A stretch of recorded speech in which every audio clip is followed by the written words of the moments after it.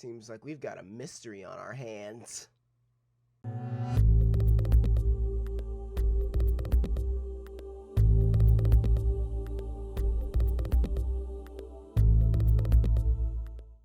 What's up, peeps? It's Perk, and today we are back with Storytime Saturday. We are playing Lucid9. You guys already know this, but hey, I'm pretty sure you guys are already keeping up with this, but goddamn, I'm enjoying this story. So you know what? I'm not even gonna waste any more extra time. Let's get right back into it. Now, if you guys remember, last time we played, we had to do puzzles, which I was not ready for in this. I really wasn't. We had to do puzzles and like actually decide what was right and what was wrong and deduce things and be fucking detectives for a bit. So I'm really excited to see how the rest of this fucking game is gonna go if there's those kinds of puzzles just to get me into a thing. So all that being said, that was the last thing that we did. We also had a couple of issues with Rui and Misaki, but obviously that's gonna end up playing out however it's gonna play out.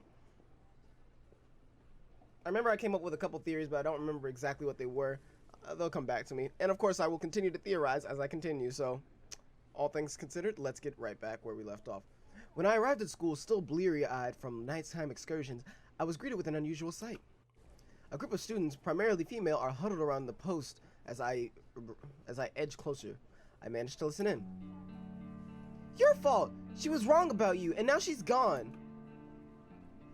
What did you do to her, you freak? Where is she? Tell me where she is, please. Answer him! How could you do this to us? Suddenly, Rui blazes by me into the center of the group, which bounces backward in shock. I'm barely able to catch a glimpse of her face through the mass of heads. What are you guys doing? Out of the way, Rui. Rui, this has nothing to do with you. No, I'm tired of this. You've been picking on her since school started, and you don't even have a good reason. Good reason? Talk to Shoji. He's our good reason. The group shuffles apart, granting me some space. I finally managed to see the cause of the problem. A slight figure crouched against the gate with an empty look in. Wait, isn't that the same girl I met yesterday? Well, Shoji? She's been missing for 2 days, and no one can find her. Didn't go home, doesn't answer calls or texts. It's like she disappeared. Disappeared, just like the rumors said. You guys do remember who started the rumors, right? Look, Rui, this would make the 3rd disappearance. Haven't you been watching the news? Yeah, this is the third time that an academy student has vanished off the face of the planet. And coincidentally, right after talking with Ari. Technically, Midori disappeared before school started. Yeah, just like 2 days before. Wow, why are you so stubborn? Ari's guilty. Why are you so stubborn? Maybe she's not. Clearly you don't understand how people work. No wonder you don't have any friends. Rui's face closes in hurt, and a raw, fiery pang of rage courses through my body. I stormed to her side, unceremoniously shoving anyone in my path, shoving away anyone in my path. Yama? Oh, you. Who's this, your boyfriend? My anger briefly sojourns into panic, but I shove it away. You're all disgusting. Picking on someone just because she's not like you? Hey, you don't even know the context. Butt out. And oh, let me guess. You know everything? You know for certain that Ari, has anything to do with these disappearances. Twice is coincidence, thrice is a pattern. A pattern for narrow-sighted people who won't take in any other factors. Are you stupid? Are you stupid? There aren't any other patterns. The police said so themselves. Oh, and they told you this directly. It was on the news, moron. And it's not like the news has ever twisted the facts or told us anything but the honest truth. You wouldn't be acting so high and mighty if you knew how important Akane is. I don't give a fuck who Akane is. You wouldn't be acting so prejudiced if you had a brain. Words are spilling out of my mouth before I can even consciously think of them. My whole body thrums with cold, frozen hatred. Weird, freak, don't want to play with you. I'm not letting anyone else go through that. Not Rui, not Ari. You think we're being rude to Ari? You're being rude to Shoji. Yeah, she was the love of Shoji's life. Because everyone knows that high school relationships last forever, he'll probably get over it in a week or two. A deadly silence descends the group. Rui pinches my sleeve, her expression unusually troubled. That went a bit too far, Yama. I only clench my jaw and lock eyes with the boy called Shoji. His face blinks from panic to nothingness in less than a second. A chilled silence falls over the entrance. You. He staggers forward, raising a tremulous hand. You bastard. His fingers pull into a fist, and before I can blink, his hand is soaring straight at me. A shadow blurs in front of me, swiping at Shoji's arm. Shoji tumbles to the ground as if thrown by an unknown force. The moment is held on pause, broken only by frantic whisperings of the gathering crowd around us. Shoji jerkily pushes himself to his feet, his footing loose from fury. Ari idly steps in front of me, arms hanging limply by her sides. Her expression is passive, but something about it gives Shoji pause. Hey, what's going on over there? Oh, it's Mr. Ryota. Mr. Ryota pushes through the throng of Mr. Ryota pushes the throng of students apart, books hiked under one arm. All the students start to babble at once. Mr. Ryota, Akane's been absent for 2 days. Can't contact her. This guy provoked Shoji into a fight. Mr. Ryota waves his hand for silence, an unusually stern. Mr. Ryota waves his hands for silence, an unusually stern expression on his face. Shoji, are you hurt? No, sir. Good. Rui? Yes, Mr. Ryota? Meet me during lunch. You too, Noriko. Yes, Mr. Ryota. Both of you will give me your account on what just happened. I'll make a judgment after I've heard both stories. Understood? Sullen silence meets his inquiry. He only sighs. Accusations are for children. You guys know that, right? If you're going to claim something, use evidence. If you're going to fight, make sure you have the right reason. Dismissed. Damn, Mr. Ryota coming in like a fucking badass. He said, look, y'all ain't gonna be dumbasses on my campus doing some bullshit. God damn it. He waves his hand to scatter us off to class. We head to the classrooms in silence, splitting ways at the staircase. I notice that Rui keeps close to Ari, stubbornly meeting the gaze of any gawkers en route. Well, looks like I'm gonna get in trouble. Surprise, surprise. Bitch. I probably shouldn't have interfered with that situation. I probably should have stayed out of it. Usually I do. I know that high school is basically just a cesspool of idiocy, and it's best to keep out of it. No, not even high school. Life in general. But seeing that girl there hedged in by such a large group of students, being accused with nothing to defend herself, and seeing Rui leap to her defense just like she did for me 10 years ago. Aww. Well, I guess it brought out something that surprised even myself. If anyone has a right to suspect that girl, it should be me. First, I meet her walking alone in District 6, acting like some creepy mechanical doll, and then I learn that her reputation at the school is sketchy at best. That's suspicious even by my standards, and I'm friends with Yahiko. But it's possible that everything is a misunderstanding. It's possible that she really just wants friends and that she's a normal person inside, and that she just had a difficult time conveying her thoughts. I understand that feeling. I understand it more than anyone else. Ahem. I shake myself out of my thoughts and take it into my surroundings. Looks like some of morning classes have passed. Yeah, I totally wasn't paying attention. Really? Who would have thought? In front of me, 3 girls with hair and makeup arranged just like Elizabeth's stand with very indignant, superior expressions. I quickly recognize them as the most avid members in her fan club. Hey Lizard, we have something to say to you. Oh, lucky me. They ignore me, crossing their arms in uncanny unison. We hear that you're giving Elizabeth a hard time. I glance at Elizabeth, whose eyes are wide with panic. Interesting. Looks like she has no hand in this. Development. Then where did they get this information from? You better stop before we make you. Elizabeth deserves better. Idiots. I only snort and turn back to my homework. Hey, look at us! Bitch! No thanks, I don't feel like vomiting. I think, but I managed to keep my mouth shut.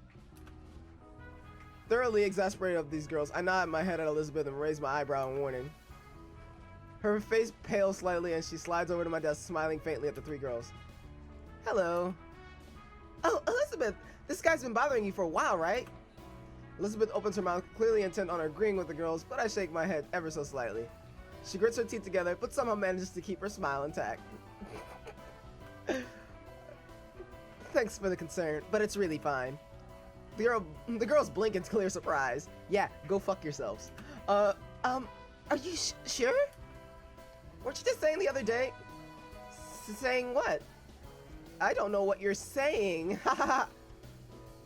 She sends an uneasy glance at me. I only smile innocently. This really shouldn't be fun, but it is, remarkably so. I thought Yama was bothering. No, it was a misunderstanding. Oh, all right. In other words, go fuck yourselves.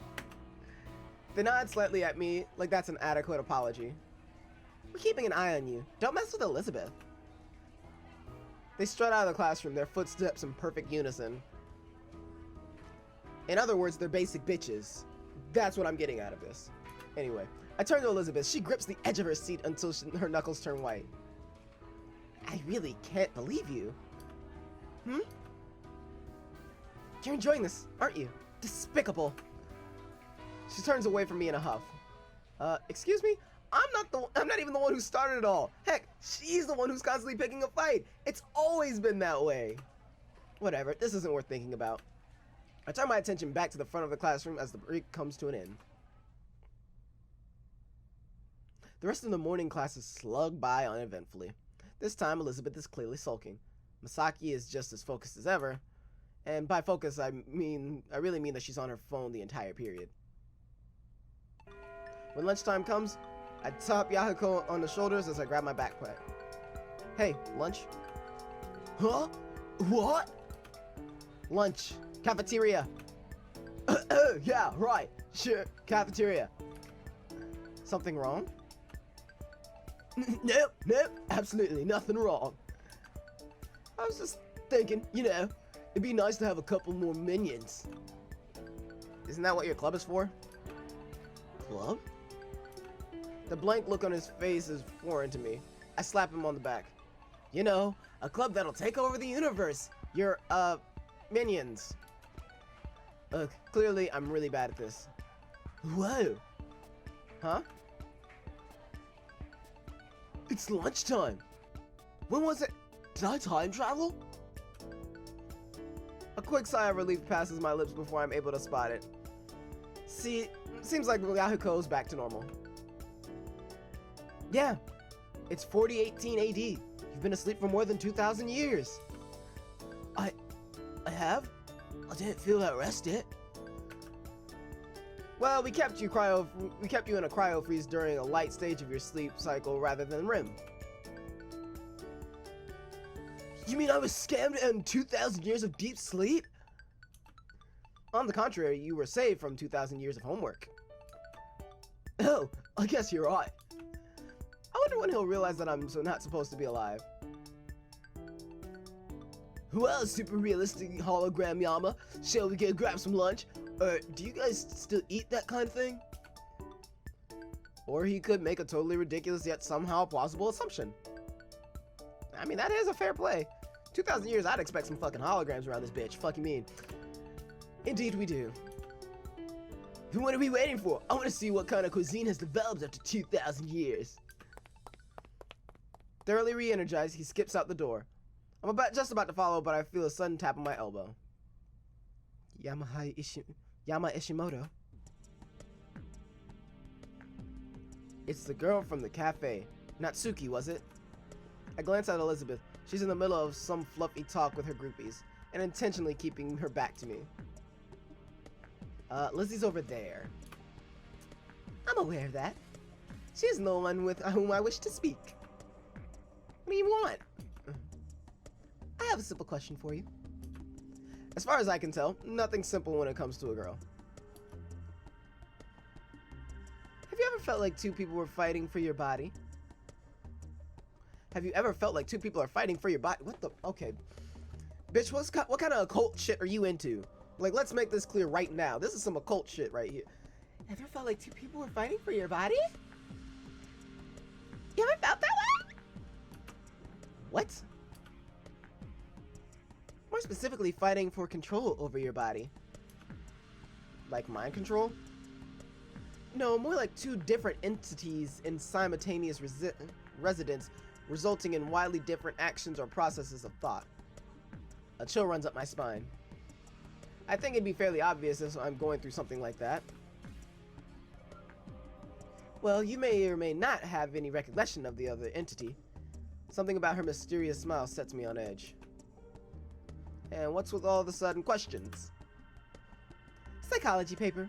We're studying dissociative identity disorder. Which is... colloquially, it's known as multiple personality disorder. I would say you should know of it already, but perhaps your alter ego surfaces during psychology class. I clenched my jaw at her obvious accusations, searching to find an answer in her face. I find none. This bitch is creepy. This bitch is creepy. So, do I look like the kind of person who has multiple personality disorder? Do you want to know the answer to that question? Look, I gotta go. Sorry. Try asking Elizabeth. She's the one who rapidly switches between being nice and being a pain in the ass. She only nods and smiles, but I sense her eyes boring through the back of my head as I slip out of the catheter room. I attempt to shake off the encounter as I head to the cafeteria, but Natsuki's words linger in the back of my mind. Thankfully, when I arrive, Yahiko immediately waves me over, face cheerily shining. Have a seat, my loyal minion. Today's special is baby back ribs. I can see that from your plate. You can divine stuff from my plate? Look into my love life fortune. He's acting awfully normal. Did he already forget that he's supposed to be 2,000 years into the future? Just eat. Well, I suppose I'll let it slide this time, but a master is supposed to command his minions, not the other way around. Exactly. What? Nothing. I glance around the cafeteria as I start my own plate. I recognize quite a few faces. Natsuki and Elizabeth surrounded by groupies. Masato and a few track members. Akira and a few drama club members. Rui absent, probably speaking to Mr. Ryoto on my behalf. Masaki too, though I rarely see her around outside of class. And in the corner, eating alone, is Ari. She seems to be satisfied eating her own plate of ribs. What's up with the peach? Like, for real, what's up with the peach, though? Something about the picture looks empty, lonely. Say, that gives me an idea. So how's it been with the ladies? Huh? Need you even ask? Fantabulous, of course. Would you mind teaching me this humble servant your ways? I thought you never ask, but why now? I try to wave off his question by gesturing in Ari's direction. So how about her? Oh, someone caught your eye, have they? His eyes flicker in Ari's direction. I expect him to coo about how adorable she is, and how lovely her hair is, how perfect her nose or chin or whatever is, but he pauses, his brow furrowed in confusion. Huh? What is it? She looks kind of familiar. Like, really familiar. Ordinarily, I'd think he's crafting up a pickup line, but his bewilderment seems genuine. Where'd you see her? Huh? I have no clue. Eventually, he just shrugs it off with an easygoing grin. Well, my good minion, we shouldn't be wasting time. Watch and learn from the great master. Well, I guess it's not that important. As always, I would be honored to see your spectacular techniques. I know, right? You should be grateful I'm not making you pay tuition for such enlightening lessons. Well, they're certainly enlightening, but probably not in the way he's thinking. I bet that the number of girls you've seduced is uncountable. You got that right. Well, technically 0 is uncountable. First lesson, my dear apprentice, never waste time. Are they eating? Great. Depressed and withdrawn? Fantastic. Saying that they want to be alone? Perfect. Love waits for nobody, Yama. Remember that. I can't help but chuckle at just how terrible his advice is. By any chance, have you gotten slapped? Oh yeah, all the time. Why is he saying that like that's a badge of honor? You see, invoking a strong reaction means you touch the young lady's heart. The line between love and hate is thinner than the line between love and apathy.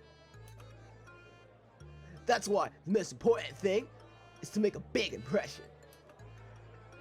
That's unusually perceptive. On that note, we're wasting time. There's an adorable lass to seduce. Yahako promptly skips over to Ari, eyebrows raised in a flirtatious attack. Hey, how does it feel to be the most beautiful girl in the room? Looks like the Akira is already hitting hard. How will his opponent respond? It's not very effective. Can I see your uniform tag? I gotta see if you were made in heaven. A spectacular hit. How will the last dodge out of this one? China. Huh? The uniforms are made in China. Ikari staggers back from the fatal counter. Well, I meant... It seems he's in a state of shock. The last seizes this opportunity for an offensive maneuver. Your food. What? Will you eat it? Hey, what are you doing to my ribs? It's a critical hit. The last bold move has paralyzed Ikari. You're gonna get fat if you eat too much. I'm 102 pounds. You're what? But you can't be that short. 5 feet 2 inches. It's super effective. Ikari is silenced. The last spends her free turns munching at her newly acquired meal. It's sort of adorable, like a baby hamster munching at... But anyway, back to the match. Ikari studies the last for a moment, no doubt attempting to analyze any potential weak points. This kiddo's a tough one. Usually I don't allow things like this, but Yama, why don't you give it a shot? Nah, I'm just a commentator of this battle. What? Nothing. Thankfully, Akari decides to switch his attention from the lowly commentator back to his original target. This is great. Why aren't you responding? You should be honored that someone like me is paying attention to someone like you. Tell me, you swing that way? I'm straight. A clean hit at his vital point. It's looking bad for Akari. Then why? The last merely finishes up Akari's ribs and moves on to her own. Are you a witch who took some weird potion to resist me? Why are you unaffected by my charms? Akari has gone berserk. He's attempting a wild haymaker. Stop ignoring me! Ugh, forget it. Just like the other commoners, you don't deserve being seduced by a superior being like me. Answer me while I'm talking to you! My meat is getting cold. What an amazing display of indirect trash talking. The last has just placed Akari below some humble baby back ribs. You? Akari heard himself in his confusion. Meanie! Bully! I'll have my revenge! I tell you, revenge! And Akari exits the ring. Automatic forfeit. Instant KO. Nothing. As Ari finishes up the meat on her plate, I settle into the chair next to her. It's hard to tell from the stoic expression on her face, but she seems a little happier than a few moments ago. Do you want my ribs? Didn't you eat all of them? I did. Then why did you offer? Then why are you here? At the very least, she's more open than when I met her yesterday. I'm sitting. Da-da-da-da. What's up with this? It's weird. Also, this music's kind of eerie. Oh, never mind. There comes the next part of it, which, yeah, there it is. Okay. Sitting is nice. Da-da-da. Her expression doesn't even budge. Sitting makes the world go round. Da-da-da. And sitting is good for you. It's bad for you. Her response catches me off guard. What? Da-da-da-da. Well, at least she's talking to me. That's a start. How can sitting be bad for you? Higher risk in obesity, high cholesterol, lower back pain, cardiovascular disease, and 2 types of diabetes. She says this so monotonously, I can't tell whether she's joking or deathly serious. But sitting doesn't cause that, right? Ari evaluates me for a moment, but only returns to her food without a word. I'm searching for a different topic to discuss when she abruptly speaks again. What's your name? Yama Ishimoto. Da-da-da-da. Da-da-da-da. Da-da-da-da. You're not gonna comment on it? You know, it's an unusual name. Not like Leroy Lamparde. Leroy Lamparde? As in from Code Desu? Code Deus? Deuce? Code Deuce? Deus, yeah. You know it? Vaguely. It's a fairly popular series among young adults, but I'm surprised that someone like her would know about it. Well, next to Leroy Lamparde, there can't be many strange names. And she's eating a peach now. Ari only reaches into her backpack and begins to munch on a peach. For a moment, I pick up my ribs in silence, but she speaks again. What is your Deus? My what? Deus. Special power. I'm not sure what she's getting at, but I guess I might as well follow her. My special power is creating sardines out of thin air. Da-da-da-da. Da-da-da. Canned or fresh? She doesn't seem phased in the slightest. Both. So freshly canned? I guess. Make some now. Sardines? Da-da-da. Of the many weird situations I've encountered over the course of my short life, this might just take the top. She's joking, right? Sure. I flourish my hand and tap the table. There, sardines. That's a table. What was she expecting to see? Actual spontaneous materialization of freshly canned sardines? You know I actually can't make sardines out of thin air, right? You said you could. Either she's better at trolling than I am, or she really wasn't joking. I wasn't serious. Then why did you say it? I'm too baffled by her thought process to make an intelligible reply. Thankfully, Ari only returns to nibbling at her peach, as if she'd never been asked a question. The awkward silence is punctuated by the signature school bell, an opportunity that I take with gratitude. Well, see you. She blinks wildly at me. My name is Ari Haraga. Okay. That was abrupt. I didn't tell you before. She suddenly stands, picks up her tray, and strides into the opposite side of the cafeteria to dump her dishes. Well, that was random. What an eccentric girl. I wouldn't call that eccentric. Yeah, I don't think I'd call that eccentric. There's another word for it, but I can't think of it right now. Unless, by telling me her name, she was trying to say that she trusted me, or that she'd like to become friends. Maybe she has some kind of mental disability that inhibits her social functions. She's offbeat, but interesting. I can see why she became the scapegoat. It's likely that other students are scared by her unorthodox behavior. Just because she's different, she becomes the bad guy.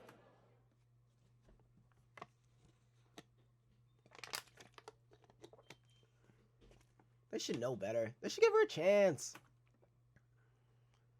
Afternoon classes are another dreary pass. This time, even Yakuko is sullen, staring into his desk and murmuring nonsensical words under his breath. Yakuko, I'm starting to worry about you, homie. The moment the bell rings, Masato blazes into the classroom and lunges for me. I instinctively crawl beneath the desk, embracing myself a full measure of his fury. You! I glance around the classroom. Yakuko is staring blankly at Masato. Elizabeth is once again immersed in conversation with her groupies. Masaki is... Masaki. I wave frantically in her direction, but she's too immersed in her phone to pay me any heed. You know how many days you've skipped track? 3? Wrong! The answer is too many. Hey look, I've been busy. Like hell you been. Busy with what? Napping? Eating? Thinking? He's got a point. You disappoint me, man. Yeah, join the club. Damn it, just stop ditching! Well, I don't blame him. Rui strides into the classroom. She's hesitant when she sees Masaki, but shakes it off in a blink of an eye. What makes you say that, eh? Well, you know, all you talk about is track. Yama's probably tired of hearing it by now. But I don't just run. I can swim too, and do basketball. She ignores him, and then approaching Masaki. She ignores him and the approaching Masaki, and smiles gently at me.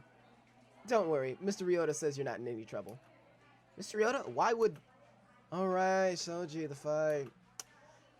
But that's not what's important right now. She has to save me from Masato. Say, Rui, don't you think it's awfully late? We should be... But Masaki rushes in front of me, reaching for Rui's hand. Rui, I need to speak to you about... Rui only steps back from both of us, staring blankly at Masaki. Why won't you listen? I told you the other day to leave me alone. It's you who isn't listening. She whips around one heel and marches out of the room. Holy shit. Ah, shack it. This too, it'll be a... This too, it'll deal great. This too, it'll deal great. I don't know what that means. Wait, what did you just... She flies past me and sprints out of the room, right on Rui's heels. Masato stares wordlessly at her back, mouth agape. That girl. Miyazaki wasn't... Miyazaki, she was talking... Street? Talking what? Nothing. Ain't nothing. Wait, did you understand her?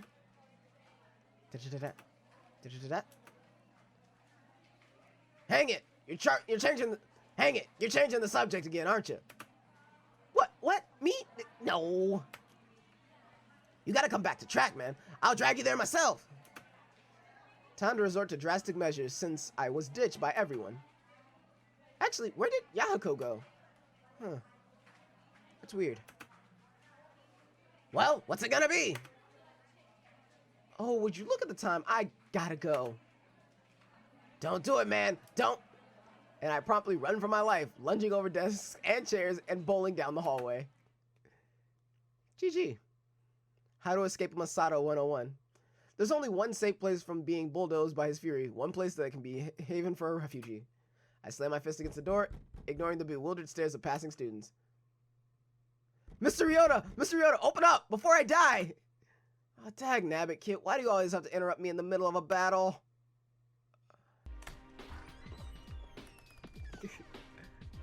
Mr. Ryota, I'm getting chased down the hall. I don't give a fuck about your battle.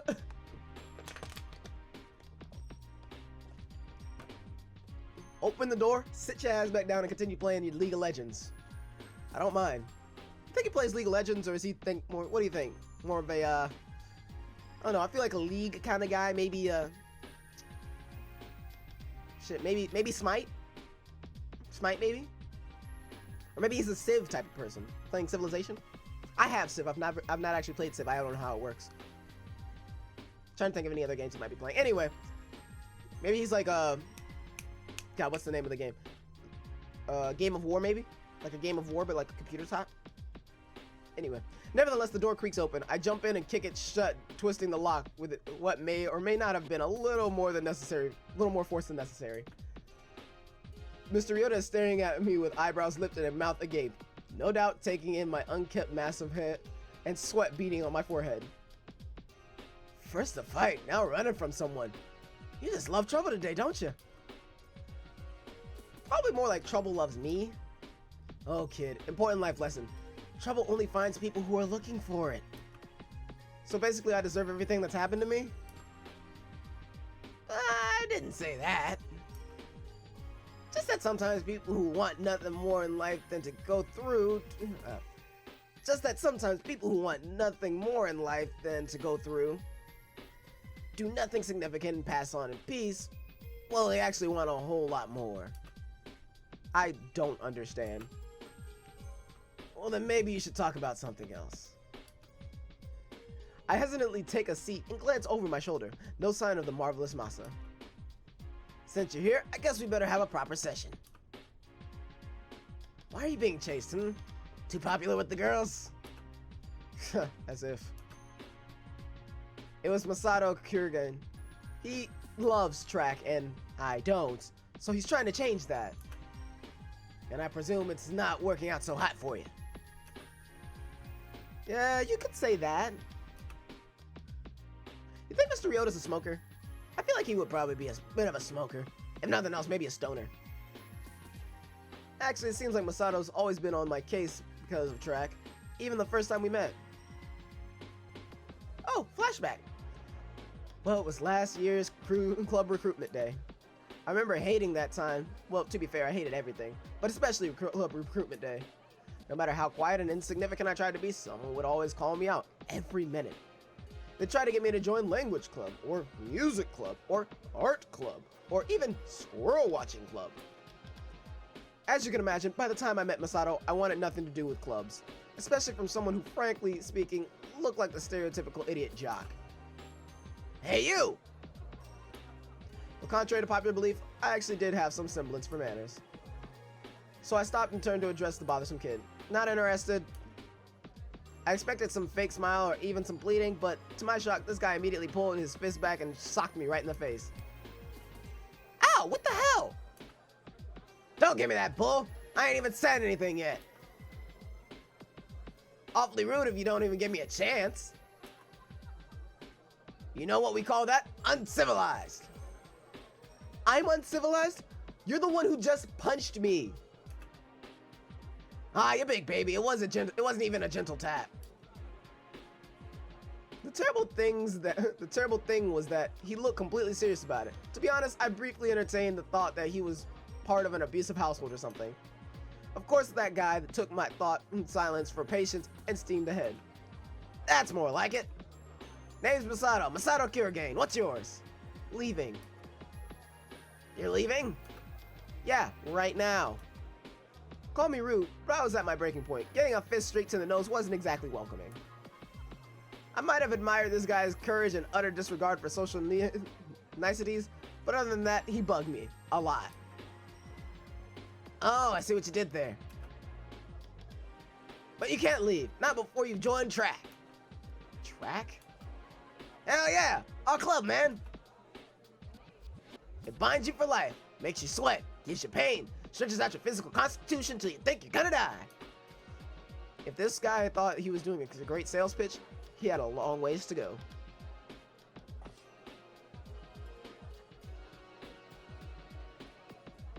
My trash can's that way now. Instead of usually it's on this side. Look at Brucey over here, just chilling. Look at Brucey. And a little bit farther. There we go. Yeah, not interested. That ain't all, man. Track can save your life, just like it saved mine. Saved his life? Yeah, right. Good for you. Ain't it? Track's literally a lifesaver, man. Thanks, but no thanks. Hey, where you going? I'm just getting to the best part. I cried on the inside, but patiently nodded my head. If you get good enough, you can get a scholarship. This place don't come cheap, you know. Even a little amount would help your parents. Things were beginning to make sense. Is that why you're in track? Come to think of it, you still haven't told me your name. Interestingly enough, I found I was actually beginning to like this guy. At least he wasn't superficial like everyone else. If anything, he was the opposite. He wore his heart on his sleeve. Besides, I needed something to do while Rui was in drama. What else was I gonna do? Art? Dance? Squirrel watching? Yeah, I'm Yama. Yama Isamoto. Huh? What kind of name is that? My parents like poetry. No way! Oh gosh, he was probably gonna rant about how poetry and literature is a waste of time. Who's their favorite? Matsuo Basho? Kobayashi Issa? Or maybe foreign guys like Edgar Allan Poe or William Shakespeare? What the? You like poetry? Of course I do. Poetry is the manliest way to cry. Not saying anything. This guy only got stranger. What about literature? Manliest way to hate people. Science? Manliest way to take stuff apart. Math? Manliest way to put stuff together. History? Manliest way to predict the future. By any chance, what are your grades? Average of 99. No way. The highest class average I've ever had was a 92. This guy was smarter than me? I don't understand you at all. It's okay. You don't need to. You just gotta join track. On second thought, I didn't think he was smarter. He just studied harder. Still, it took guts and passion and everything I didn't have. Okay, I'll try it out, but only for a little bit. Ha! I knew you'd come around. Come on, let's get to track. Already? Don't you have other unfortunate souls to recruit? Nah, the others will take care of them. Let's go! That was how I met Masato. I was never really a regular track member, but for some reason he always wanted me to be. Even now, I don't really understand why. Probably just wants to help he probably just wants to help people become their best. Then why would he pick me? There's so many people who would love track and running and competitions and all that crap. Isn't that the whole point of picking you? Because I'm useless, so turning me into somebody useful means a lot? Nah, because you're a challenge. You know, that doesn't exactly make me feel any better. Why not? You should feel very, very loved. Oh, I do. A bit too loved. Masato probably sees you like a little cousin or younger brother. Don't you know that? What? Masato does? Why would he do that? You know, kids, sometimes there's just nice people in the world and you shouldn't question it. And sometimes there's an ulterior motive. Sometimes there's a... Dalen.exe is restarting. Please wait.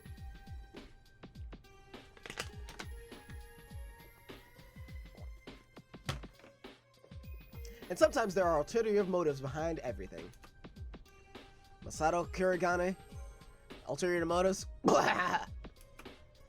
Well, that's true, I guess. It's not like Masato would fake anything. But it still doesn't make any sense. Why would he choose me, a random stranger, as his little brother?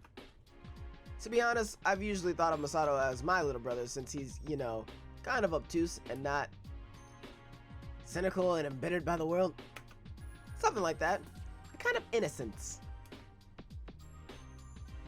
Maybe you shouldn't be asking why your friends love you, Yama. Maybe you should be looking for ways to return that love instead of looking for ways to deserve it. Da-da-da. Da-da-da. I sounded really cool, didn't I? I'm leaving. Oh, come on. That was good. Admit it. I admit it. I'm still leaving. He only chuckles and slaps a hand on my shoulder. Have a good day, kid. I only nod wordlessly in response as I step out of his office. My throat almost feels clogged, as if I had just heard something that I really, really needed to hear. Huh. Maybe these meetings really are a good thing.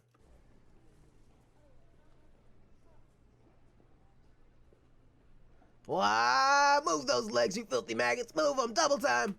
What the heck? Wrong person. I thought it was Masato. I peer around, searching for the source of the noise, and find Akira racing around the entrance, a large, lumpy backpack slung over her shoulders. Oh, Sarge. Pretty please, I've been running 6 miles. I swear I'm gonna collapse.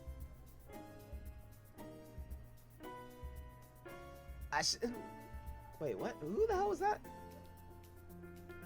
Oh, Akira's... Oh, God, she's weird.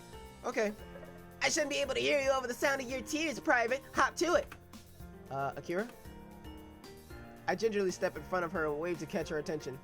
She grinds to a halt and tilting her head curiously at me. What are you doing here? I'm here for drama club, of course. But no one else is here. I'm doing an immersion exercise, Leot.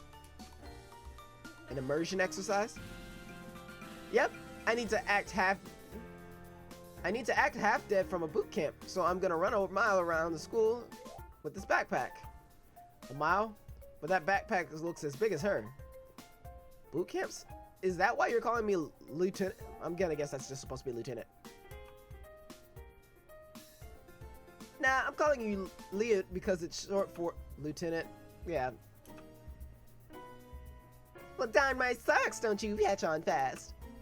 Usually her antics would annoy me, but for some reason it's soothing right now. Like white noise in a messy world. Do you usually do things this intense for drama? Oh no, this is easy. You should have seen what I had to do yesterday. I was a sadistic serial killer.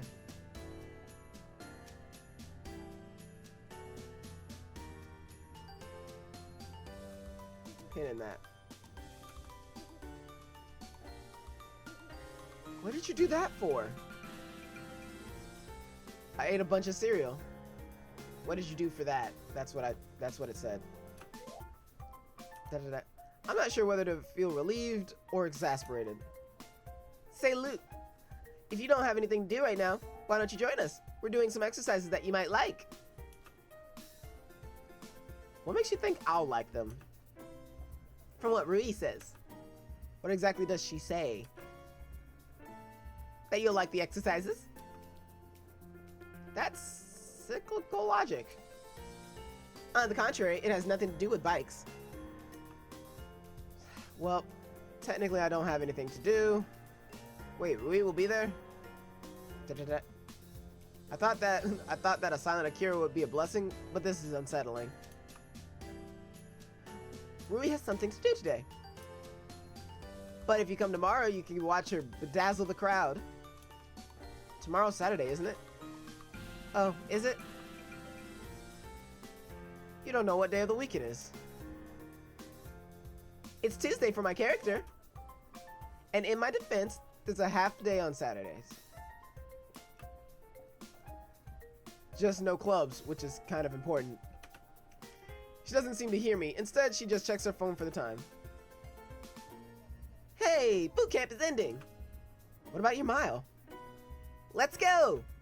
She reaches out and grabs my wrist, but suddenly lets go as if it's a burning iron. I send a questioning look at her, but she only shrugs it off. Come, Luke. Adventure awaits! Without any further explanation, she marches into the classroom building. Well, this should be interesting. Akira leads me to classroom 3A, where a dozen students are seated in a ring looking expectantly at Akira. One of the girls immediately leaps to her feet. I recognize her as the drama club president. Where have you been, maggot? You know how late it is? Immediately, Akira stumbles forward as if she's dead exhausted, the backpack sliding from her shoulders and crashing to the ground. Sorry, sir. I took a detour. A detour? What kind of detour can you take on a training course? Akira? Is she Akira right now? Points a tremulous finger in my direction. He jumped on me, sir, out of nowhere. I don't even know how he got here. All eyes swivel to me, waiting to see how I handle the sudden development. They're probably expecting me to dodge, to freeze, or just to stare at them. Like they're a bunch of weirdos. Heck, I'm expecting me to do something along those lines. But instead, sheer instinct takes over. Years of make-believe with Rui molds me into what is needed at this moment. A foreign spy who haplessly stumbled onto a military operation. Sorry, I'm a tourist. Lost my way. I suddenly move my hand to my hip when my imaginary gun holster lies. Surprisingly, the club president is perceptive enough to catch it. He's a spy! Right as I pretend to whip out my gun, Akira tackles my arm, throwing me to the ground. I feel a shot of pain run up my shoulder, ripping a very real cry of agony from my throat. Akira proceeds to lock my arms behind my back, leaning over until her mouth is next to my ear.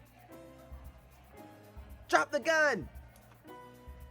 Through the haze of pain, I manage to hold my character together. Akira nudges my arm gentler this time, and I yell, opening my fingers in a releasing motion. Sir, what should I do? The club president kneels down, looking me straight in the eye. I tilt my head upwards, staring as challengingly as I possibly can. Nice one. Strangers don't pick up so easily. The entire room relaxes as she sits before me, bowing her head slightly. Welcome to the drama club. I'm the club president. Sorry you came in on a pretty hectic day. No, it was interesting. Akira, could you let go of me? Akira suddenly squeaks, lunging away from me. An uncharacteristic blush crawls to her cheeks as she vainly attempts to cover her face with her hands. It's really unusual for her, but kinda cute. Almost reminds me of Rui. I suppose they've rubbed off on each other at this point. Quickly disregarding these thoughts, I focus back on my physical status at the moment, and move my arm back to its regular position. It twinges painfully. I can't hide a wince, which the club president immediately notices. Oh gosh, are you okay? I test my arm for a moment, but the pain subsided. Probably just overstretched slightly. Nah, I should be fine. It's nothing compared to what Mickey's made me do before. Did I hurt you? I'm really sorry, Yama. It's really fine. Are you sure? It's unsettling to see Akira so meek. I glance at the club president and raise an eyebrow. She seems to understand. Well, let's try some basic exercise before our next scenario. Stanislavski's magic if, everyone. The rest of the club time is spent playing around with different objects, pretending that pencils are bombs, chairs are clouds, and desks are shields. It's amazingly refreshing. I'd almost forgotten how fun it was to just put everything aside and enter a completely different world. Oh yeah.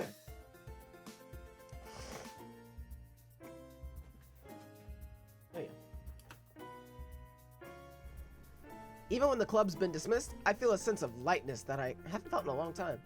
Hey, Luke! Akira pops up next to me, now returned to her cheery self. Hey, where are you headed? Home. Don't you live in the dorms? I live in the world, therefore anywhere I go is my home. Bizarre as always, the only thing I've grown to understand about this girl is that I'll never understand her. Fair play. Right. Seriously, where are you going? Come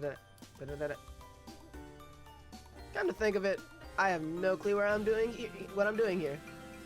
Catch you later, Luke. See you later. Without any further explanation, she skips away. I shrug off my confusion, accepting it as the norm when one speaks with Akira, and head back to my apartment. Except something stops me at the entrance. By this time, all the students are living it up down in town, or doing nobody knows what in the school rec center. Nobody just hangs around at the entrance. For most, the barred gates and curfew are just another sign of restrictions instituted by helicopter parents. But beneath the shade of a tree in a far corner, I catch sight of two figures facing each other with hands on hips. I inch forward. The figures are none other than Misaki and Rui, immersed in conversation. Must you keep ignoring me, Rui? Because you've been gone for 4 years, Misaki. We didn't know where you went or why you had to leave. All these years, Yama and I were left in the dark. For all we know, you could have been dead. How can you expect us to act like you never left? I still don't understand how Yama can be so forgiving after he almost... You know what? I'm tired of this. Just don't speak to me ever again, Misaki. She turns the stalk off, but Misaki grabs her by the wrist in a blink of an eye. I'm not letting you walk away again, damn it! Do you believe I wanted to leave Seto? To move to District 6 with my mother? Who, by the way, doesn't even deserve to be called my mother? What I don't understand is why you're blaming me for something I couldn't control. Misaki's sudden outburst seemed to catch Rui off guard. District 6 doesn't deserve to be called my mother. Just what happened to Misaki after she left Seto? Misaki, you're hurting my wrist. Oh, I'm sorry, Rui, I shouldn't have... The two girls seem to avoid each other's gazes for an awkward moment. Rui is first to speak, her voice coming out in barely a whisper. Half a year after you left, we gave up. We thought you'd never contact us again. I was okay, but Yama, he thought that someone had left him. Again. Forever. Whoa! Pause! Past Dalen, pause on that. Comments! It looked like a family photo from my current point of view, but future Dalen, talk. Okay, I literally just recorded one of these, but I have to record a second one. You guys didn't see it, obviously, so this is the first one you guys see, but it is a family photo, and it's weird because it's me at the very, very bottom. That's me as a small child, and then Rui seems to be taller than me in this picture, I'm guessing, unless I have a sister that they're not talking about, and then mom and dad. That's what my final guess is. I had another guess that wasn't sure, but that's probably what I feel like that's probably closer to the truth. Is it's me at the very youngest, either an older sister or Rui, who acted like an older sister to me, even though she is technically younger than me, and I think I outgrew her, but that's puberty. Why not? That makes sense. And then mom and dad, the ones that probably own the restaurant. That's my guess. And again, this is all a guess because I'm not too sure, but yeah. Present Dalen, take it. Holy shit. Again, it looked like a family photo of me, possibly parents and Rui, but it was really obviously it was a negative, so I don't know what it was. But that's current Dalen. Past Dalen already talked about it. I don't know what he said. I probably agree. He locked himself in his room, pulled himself into his shell. I couldn't reach him. No one could. He didn't trust any of us to stay. Then I dropped by his house one day, and the medicine cabinet was open, and this huge bottle was gone. Oh my god, I really tried to overdose. You mean? Yeah. You know how hands off his parents have always been. The ambulance barely made it in time. They had to start pumping him on site. That's how bad it was. Was it really that bad? So understand why I was so upset. I had no idea. Rui. Just where were you, Mickey? Why? Why couldn't you have just... Rui breaks off and covers her face with her hands. Misaki's expression crumples. She hesitantly reaches towards Rui. Rui promptly kicks her in the shin. Tell me, Mickey, why'd you take so long? Ow! Why weren't you there for Yama? Why weren't you there for me? I missed you. Are they gonna become friends again? Rui! And now they're draped against each other, sobbing like newborn children. What just happened?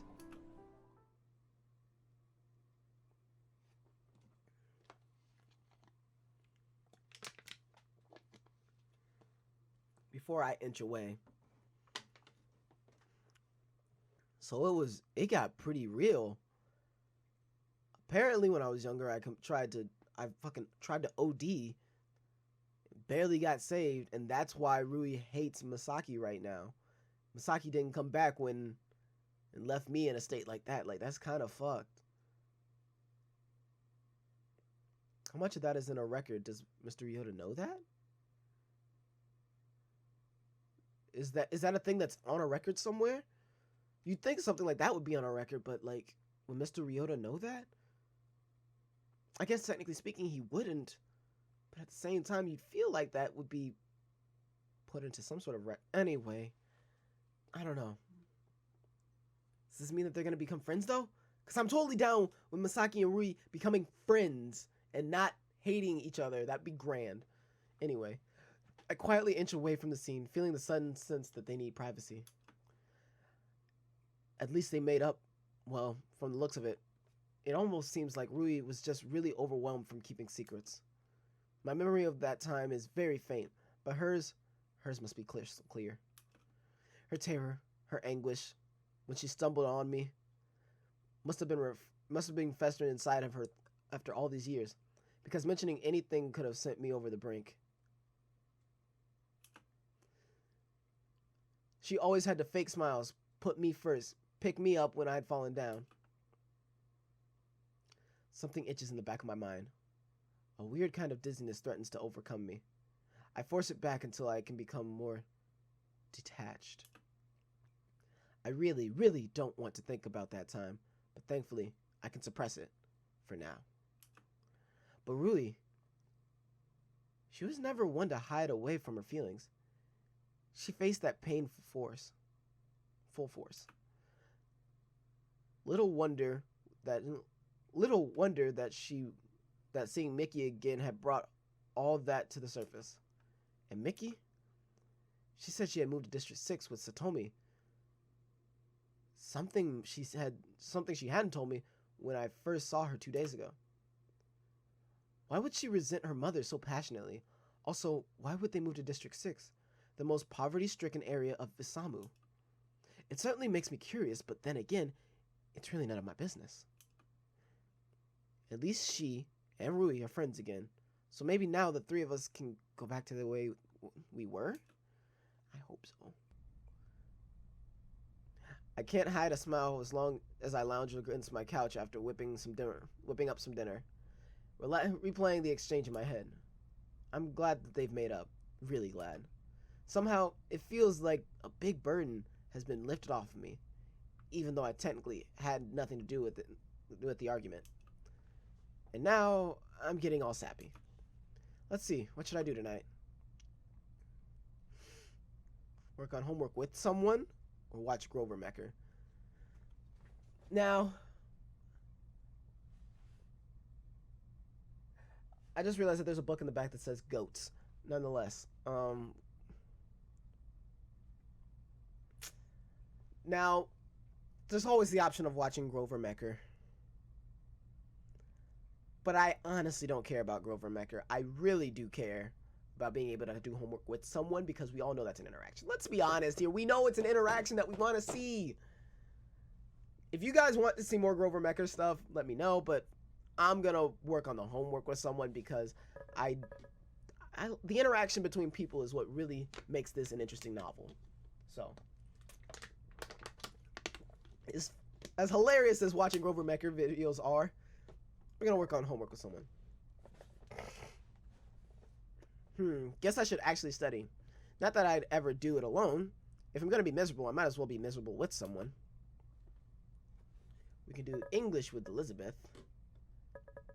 Japanese with Rui, math with Masato, moral studies with Yahiko, science with Masaki, social studies with Akira.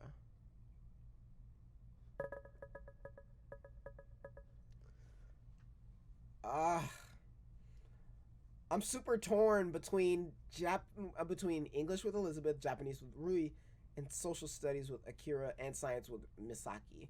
Those are the four I really want. So we're gonna do a thing. We have two types of nano dice that can help with this. We've got the 4 and the 6. So what we're gonna do is roll both the 4 and the 6. Depending on how I'm feeling about it,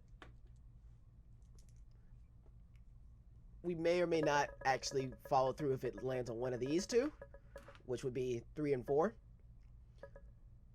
And if I don't like how it's going with 3 or 4, if it lands on a 3 or 4, maybe I'll go with 1, 2, 3, 4 instead, and see how that works. So we'll roll and we'll see what we get.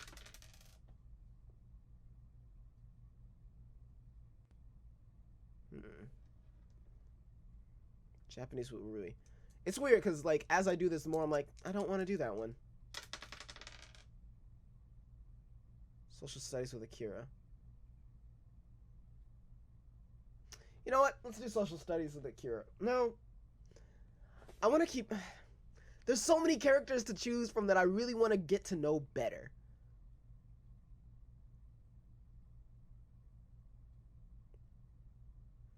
I guess that's probably the best way I should do it, is figure out which character I want to know more about. Who have we talked to today? We talked a little bit to Elizabeth. We talked to Akira, obviously.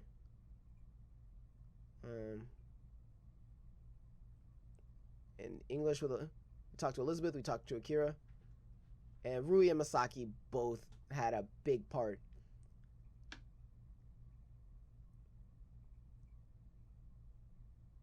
Part of me wants to understand Akira, part of me wants to understand more about Elizabeth. But then, of course, I want to deepen the bonds between Rui and Masaki. And I do kind of want to know more about Masaki.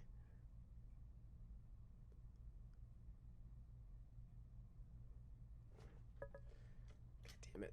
These dice are just not helping me right now. That's how good this storytelling is, that I really don't know who I want to figure out more about. Alright. My nano dice are saying go to 1, so we're going to do English with Elizabeth. Fuck with Elizabeth a little bit more. I want to know more about her, so let's go with that. Heh, this will be fun. So we're going to reach out to Elizabeth.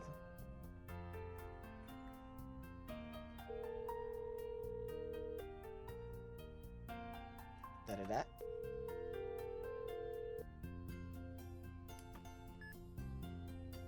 What? A good evening to you, old sport. What is it? I'm studying the Queen's English, you see. Need a bit of practice with it. Fucking ass bitch dick! Her English is so smooth and rapid fire that I can't even pick anything out. Sure. You have no clue what I just said, don't you? This doesn't seem very fair. I can't even insult you in Japanese. Then learn another language, you ass!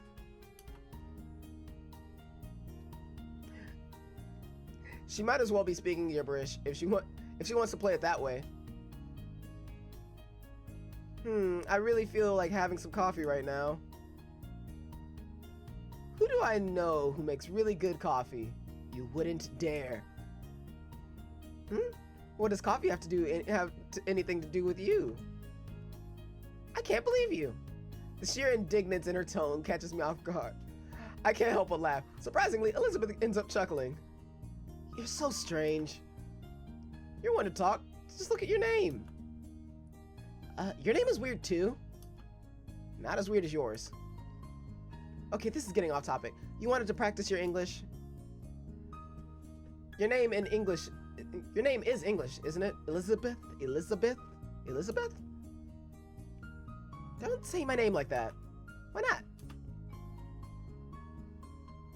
Because you can't pronounce it properly. Well, guess why I'm calling you. I do so want to learn English, old chap. T sounds oh so scrumptious. What say you to 11 C's? 11 C's? Why, thank you, arse. Oh. I know what arse means. Surprisingly, Elizabeth giggles an unusually pretty giggle. Just what is going on in her head? Oh, come on, Mum. And just as suddenly, she falls silent. Hello? Da-da-da-da. Bye. What? That was abrupt. Maybe I accidentally said some vulgar curse word. No, she'd just make fun of me. Just when I think that maybe, just maybe, we might be able to get along, this girl proves otherwise. Maybe I should just stop trying. The sudden ring of my phone breaks me out of my thoughts.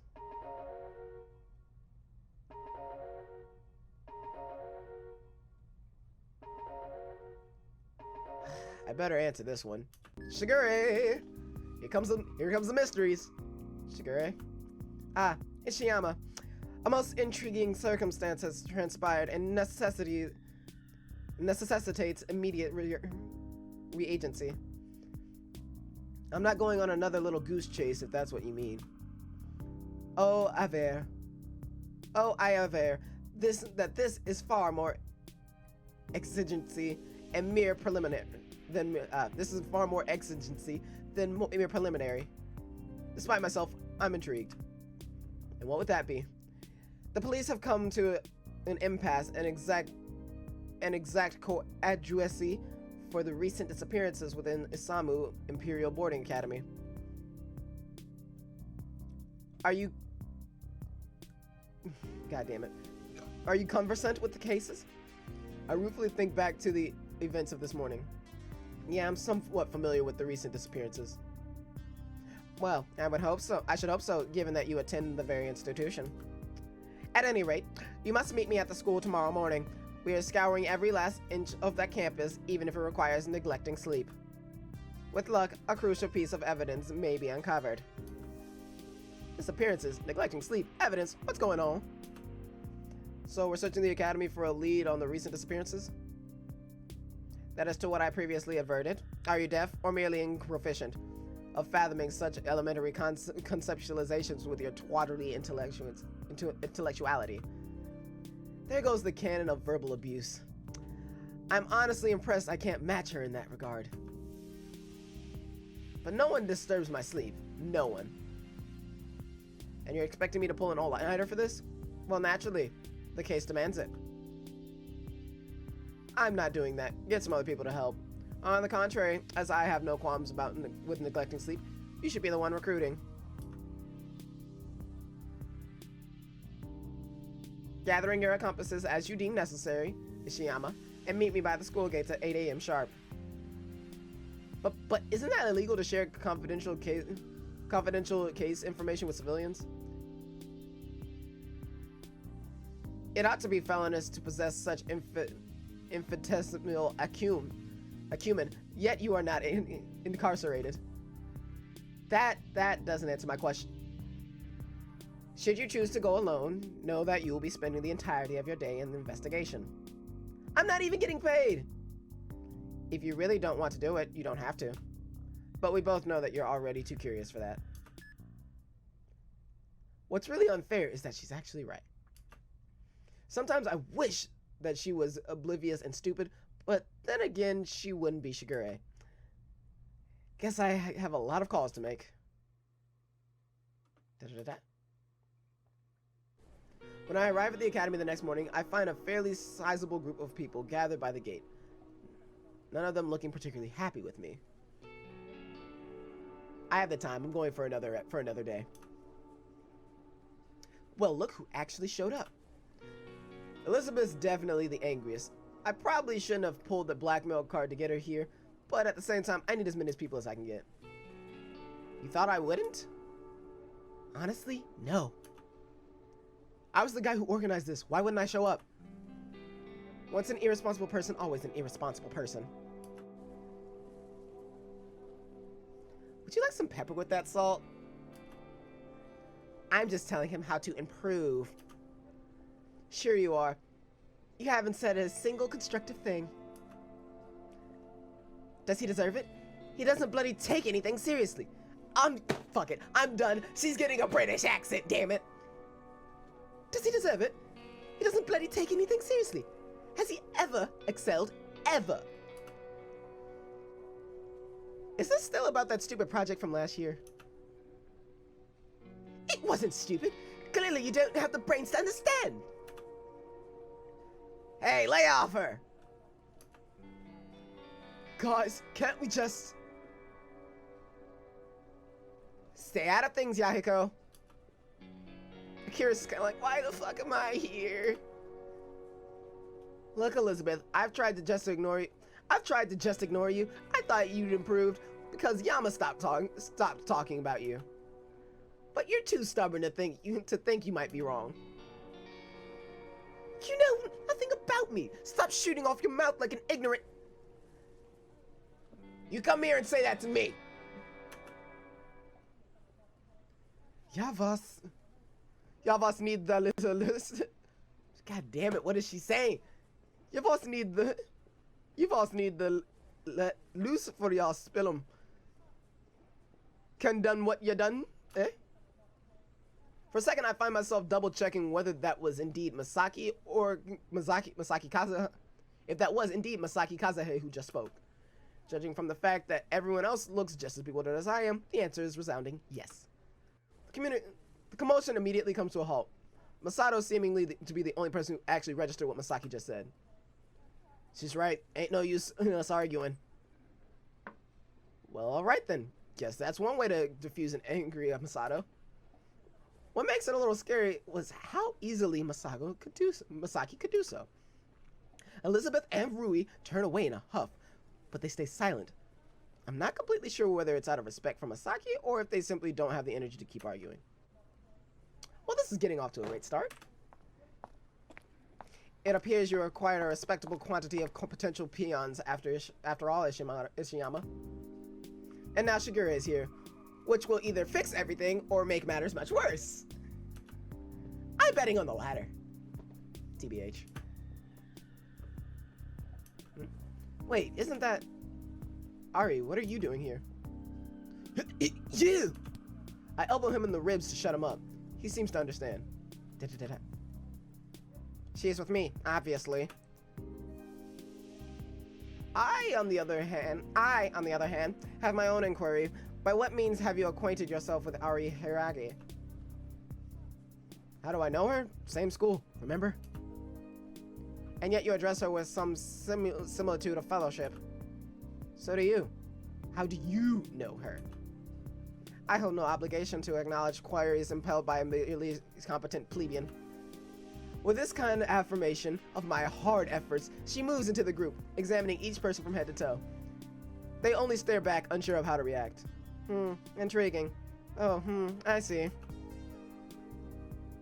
What are you doing? Shigure only returns to the center of the group without another word. My name is Shigure Inamoto. I'm a freelance detective. Ain't you kinda young for that? I am 26 years of age, you tedious imbecile, and legally certified. She flashes her badge at Masato, who only shrugs. You're 26? Yes. Pray keeping yourself from any further counterproductive disputions. After a moment of silence, during which she takes a deep breath with Ari comfortably patting her back, she seems to regain control. You have been summoned on account of an extremely important affair. As you might expect, I cannot divulge details due to confidential nature of the case. However, I can tell you the following. We are searching for any information that may be related to the recent disappearances of Academy students. You must be meticulous, you must be witty, you must be adaptable, and above all, you must stay alive. Her words carry unusual dramatic weight. A quick glance around the area confirms my suspicions. Every person is leaning towards Shigure and with a glimmer of excitement in their eyes. Even Elizabeth seems interested. Heck, I'm looking forward to this. Turns out that Shigure can be inspiring when she really wants to. Investigate all areas of the school until noon, where we shall reconvene at the garden rooftop to debrief. I can't say debrief. Leave no stone unturned. The lives of the innocent citizens lie in our hands. 3, 2, 1. Break. Every person in the group tears off in a different direction. Only Ari, Rui, and Shigure remain. Rui shuffles close to Shigure with a shy smile. I'm sorry, but would it be okay if I tagged along with you? Being a detective just sounds so cool. But, of course, only if that's okay with you and Ari. I noticed Shigure's chest puff up slightly like a proud veteran aiming to impress the newbies. Rui probably scores extra points by including Ari. Well, if you insist, Ari. Ari glances from Rui to Shigure and back to the edge of her brow. Furrowing slightly, Shigure, noting her hesitation, tries a comforting smile. Remember. Ari stares vacant. That was interesting. I'll come back to that. Ari stares vacantly at Shigure for a long moment, then nods, the corners of her lips rising just slightly. It's settled. What's your name? Rui. I'm Rui. Rui Hayata. We must depart at once, Rui. Enlightenment awaits. Okay, so I'm just gonna play back just for a second, but there was a moment where Ari looked to Shigure and then looked back, like you actually physically saw her eyes go back and forth. If I can figure out how to do it with my fantastic editing skills, I'll play it back here right now so you guys can see it. But yeah, I just thought that was a very interesting little play. So anyway, and she promptly dashes away, Rui on her heels. Ari briefly glances in my direction as she follows them out. I spend an idle moment relishing the fresh air against my face and the glorious serenity of silence. Then I straighten my shoulders and evaluate my surroundings, ready to start my investigation.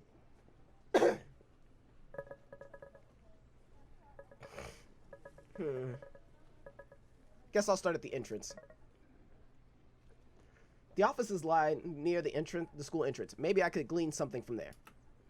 The question is, how can I legally obtain confidential information without a license?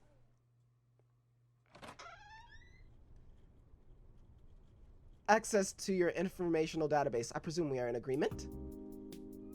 Well, I guess I found my license. I should have expected Shigure to come here. The faculty office does, after all, hold the official records. Anything from other locations would be mainly heresy. Certainly, Miss Emoto. Please wait a moment while I prepare the database. As the secretary withdraws into her office, Shigure turns to Rui, pushing her glasses up to the bridge of her nose. Sadly, there's little glamour in our line of work. Much of it is limited to scouring through paperwork. Really? Yes, however, as our talents are better spent on proper investigation, we often delegate such tasks to menial workers. Suddenly her arms shoot out and pulls me by my shoulders. Exhibit A. Yama, what are you doing here? He shall, of course, be our manual labor. Wait, what? Oh, do detectives usually have those?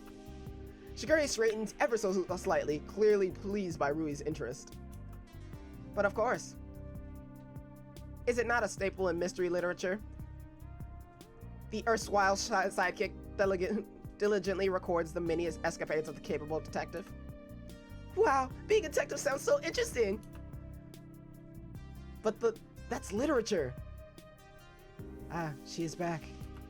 Just then, the secretary conveniently pops out of the offices and slips a tablet into Shigure's hands. The system is digitized as per standard regulations, Miss Emoto. Her eyes land on us.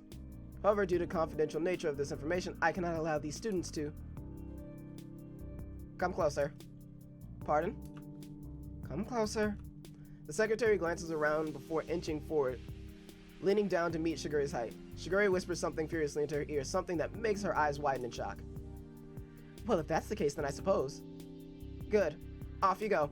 I shall return this after it has been properly searched. The secretary obediently scurries off. Rui grins in clear admiration. That was incredible! So what was? What did you tell her? She agreed awfully fast.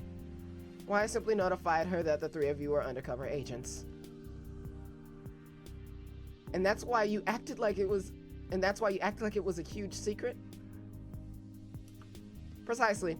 I stated that your identities must not be blown for the sake of the nation. That's really clever. That good pupil is why it is vitally important to practice one's own prowess with language. Manipulation is key to obtaining information.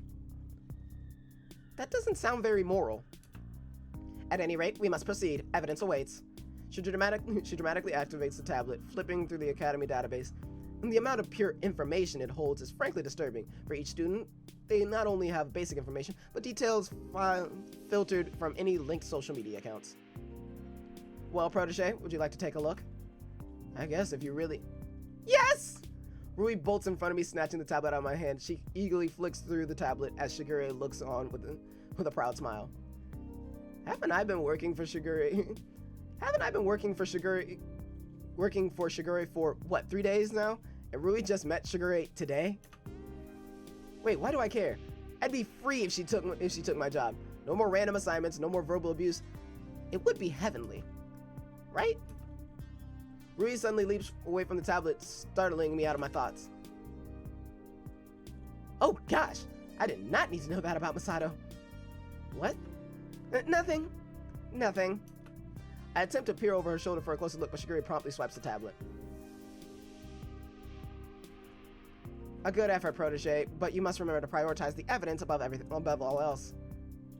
Had you lost your grip on the tablet, our lead would have been obliterated. Eek! I didn't think of that! It is no big problem, but we must utilize the precious time we have been granted. She begins skimming through the tablet, eyes roving rapidly across the glass surface as she takes in every morsel of information. Yes, oh, I see. What is it? We have one particularly telling detail, something that should be addressed before we move on. What? Ishiyama. She flings the tablet unceremoniously in my direction. I'm barely able to catch it in time. So much for prioritizing evidence above all else. Summarize. Why me? Because you're dragging the group down with your uselessness. But summarize. Bitch! Sir, yes, sir. I dourly scan over the tablet as she hovers over my shoulder, or attempts to, except for her considerable lack of height. Well, I wave away her demands, steadily immersing myself with data. Apparently, there's already been 3 official disappearances. The first was verified 6 days ago, the second was verified 4 days ago, and the third was verified just yesterday. Midori Meino, second year, missing for 8 days. Toma Hayashi, first year, missing for 5 days. Akane Tsukino, second year, missing for 2 days. Wait, Akane? Why does that name sound familiar? Midori Mano, Tomo Yahashi, Akane Tsukino. Ishiyama, pray, give us something of marginal benefit before swine take to the air. Fucking hell, I hate her. Before swine take to the air? That is brilliant, and I hate her for that. Yeah. I continue skimming. There doesn't seem to be much connection with the student years, nor their hobbies, grades, or anything really. Guess I should start with the basics and work my way up. Maybe I'll find something. All 3 students are children of wealthy families. Irrelevant, 86% of the academy students' population belong to families with an income bracket over 225 million yen. They also all live on campus at the dorms, as the majority of the faculty. As does the majority of the academy, faculty included. But here's the weird thing. Even during school break, which was when the first victim, Midori Manu, disappeared, the academy enforces curfews to protect both its students and property.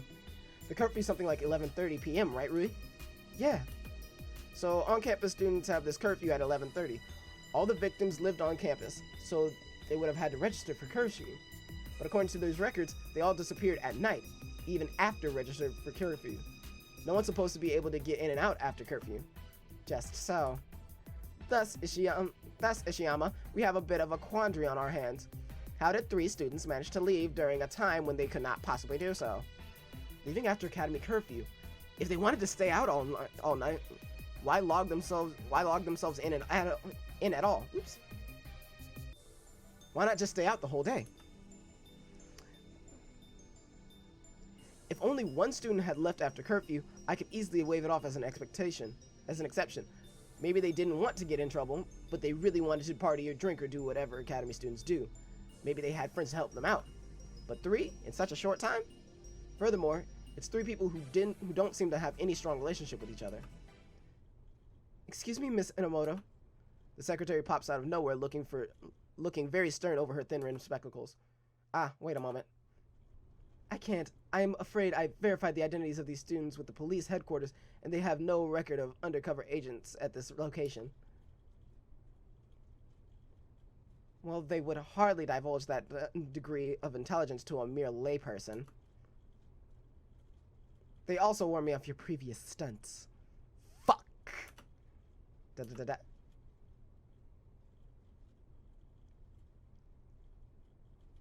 Come investigate on your own, Miss Inomoto. I cannot reveal confidential information to ordinary students. She promptly whisks the tablet out of my hand and strides back into the office. Shigure stands in a silence for a long, long moment. Rui only tugs at her sleeve with a penitent expression.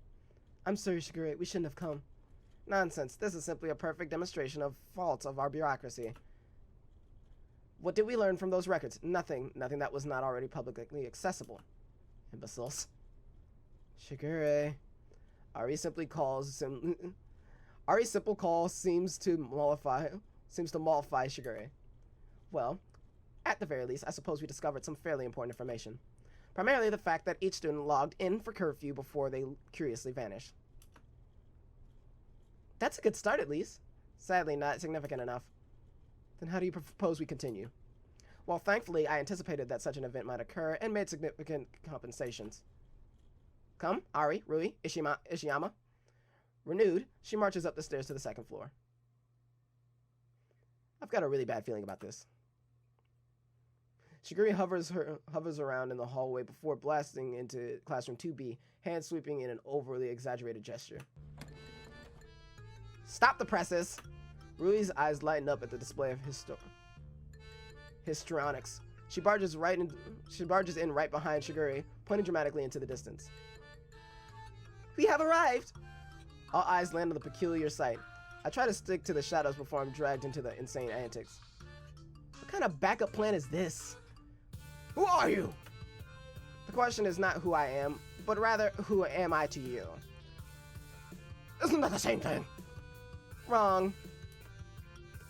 To you, I am superior. To you, I am omniscience. To you, I am your master. To you, I am the law. To you, we are the truth. What is this, a comedy duo? Maybe it's some kind of advanced intimidation tactic. The teacher certainly looks frightened enough. Either that or concerned at their mental health. Rui, Shigure. Team Logic solving crimes at the speed of light. Oh my fucking god, they did not just pull it. They just pulled a Pokemon reference. Can we send this shit blasting off again? Please? Fuck off. Anyway. My shit. I don't have enough water for this bullshit. Alright. Surrender now or prepare to fight.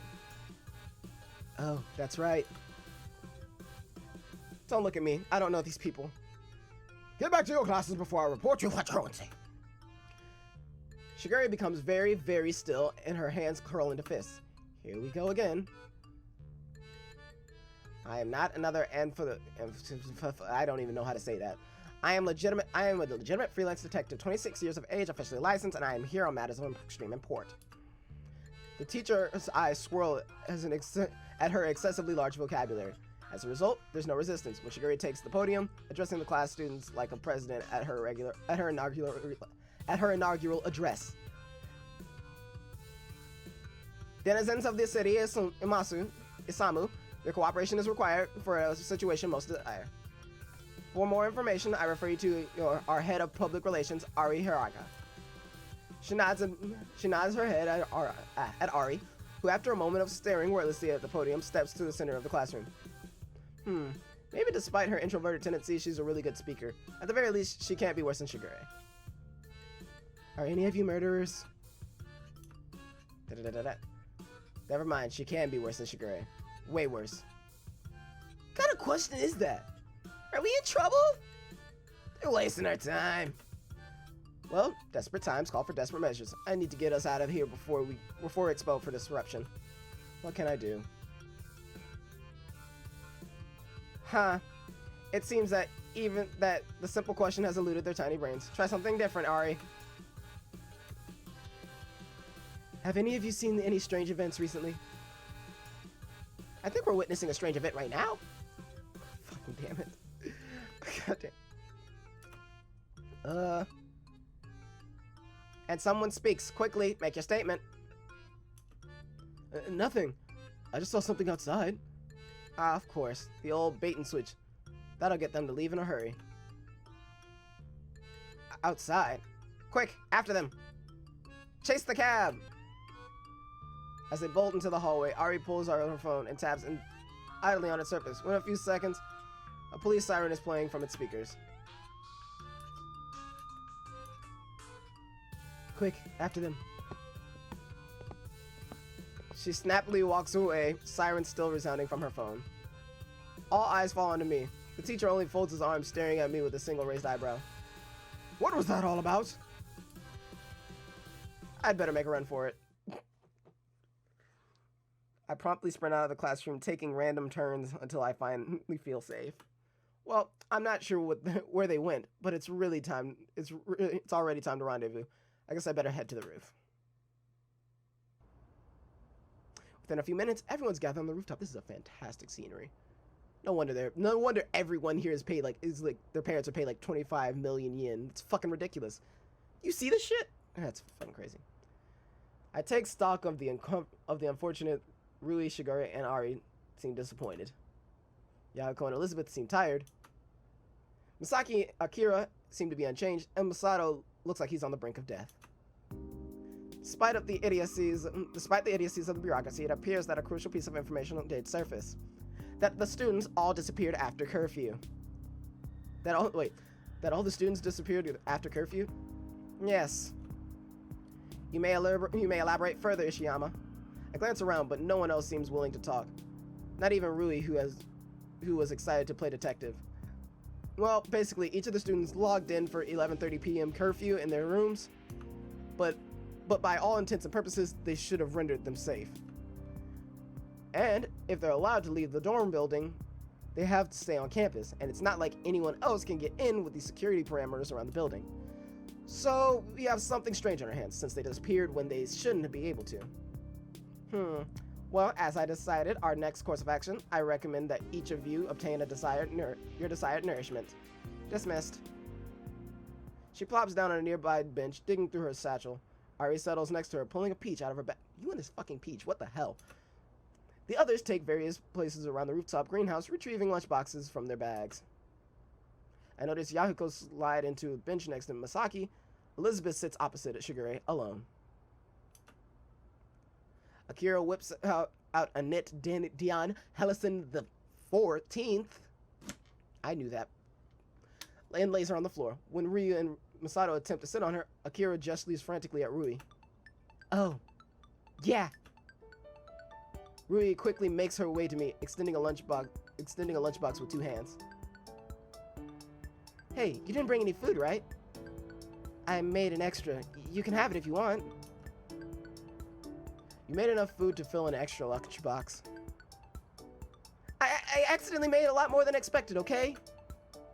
Just take it. I can only stare at the lunchbox, my mind racing ahead of me. Should I? I'd rather not hurt her feelings, but isn't accepting homemade food from someone synonymous with accepting their feelings? I glance at Akira for help, but she's pointedly looking away from us. Maybe she wants to give us privacy. Take it before my arms fall off, idiot. That's the break for me. I'm comfortable enough to accept the lunchbox. Thanks. No problem. She suddenly dashes back to Annette Dion Hellison the 14th, leaving me alone with the lunchbox. I glance inside. Delicious eggs are neatly rolled and topped with sweet seaweed. Set in an aesthetic bouquet beside a bed of rice. The rice is shaped into a lantern decorated with lettuce, carrots, and cucumbers. It looked unbelievably delicious, but just when I'm about to dig in, some commotion catches my attention. So, what's it like being in Lotus Modeling? Do you live an extravagant life with servants who wait on your beck and call? I wouldn't say extravagant, but it's fun. You get to meet so many new people, visit so many new places, try so many new things. It's a great experience. Although it can be really demanding sometimes. Demanding? How? It's a competitive business, so it requires a lot of commitment. That's why I'm usually absent from class. And schools allow that? Surprisingly, my grades aren't being affected, so I suppose they don't see it as a problem. Do you think that Lotus would have an opening for the great Yahiko Akari? I highly doubt that his grades would allow him to work as a model.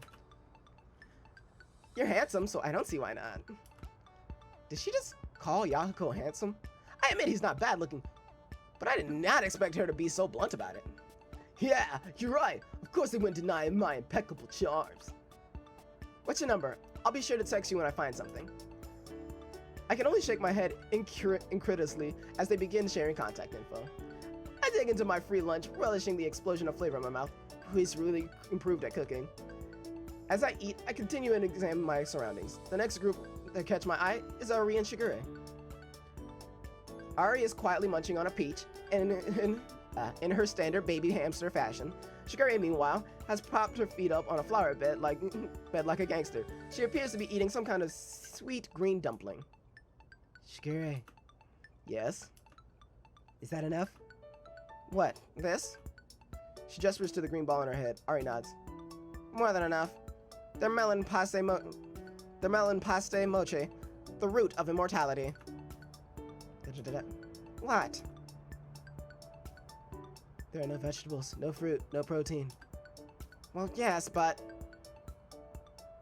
it's not nutritious. Eat some veggies. If you insist, Ari.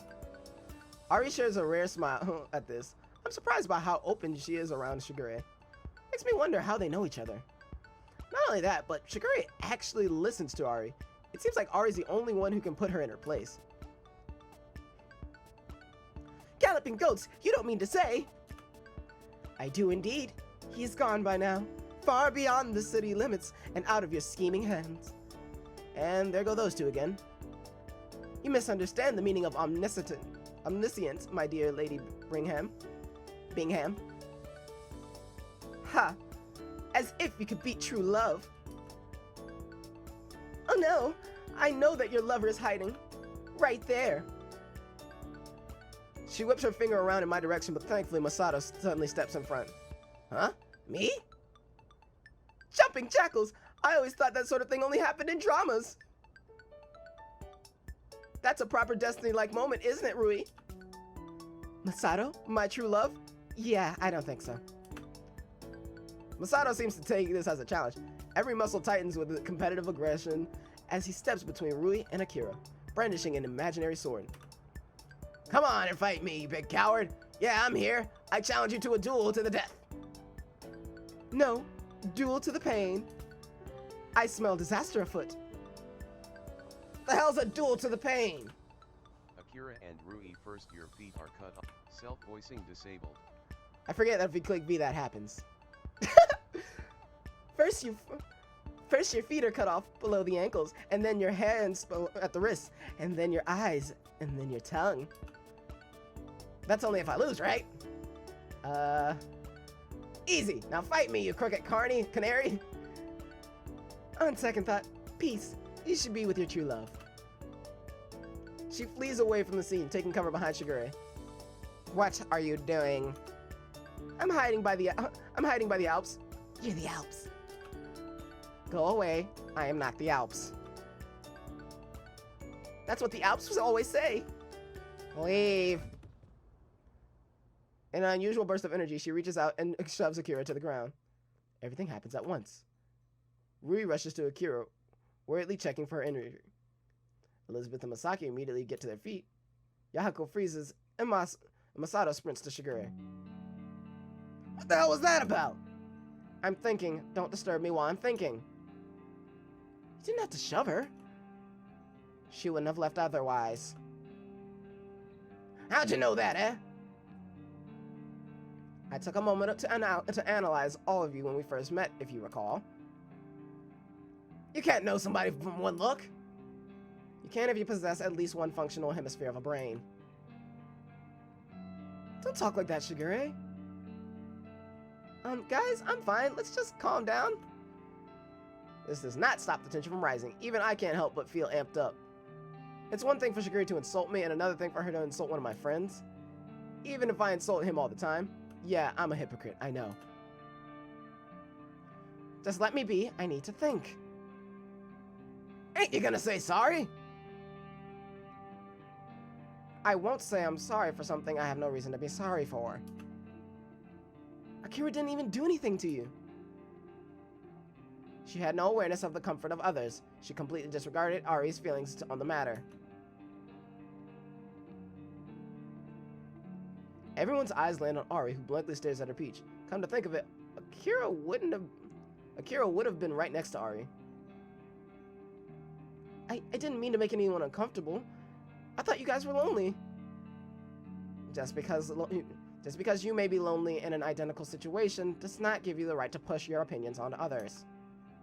I'm sorry. You did nothing wrong, Akira. Stop this, Shigure.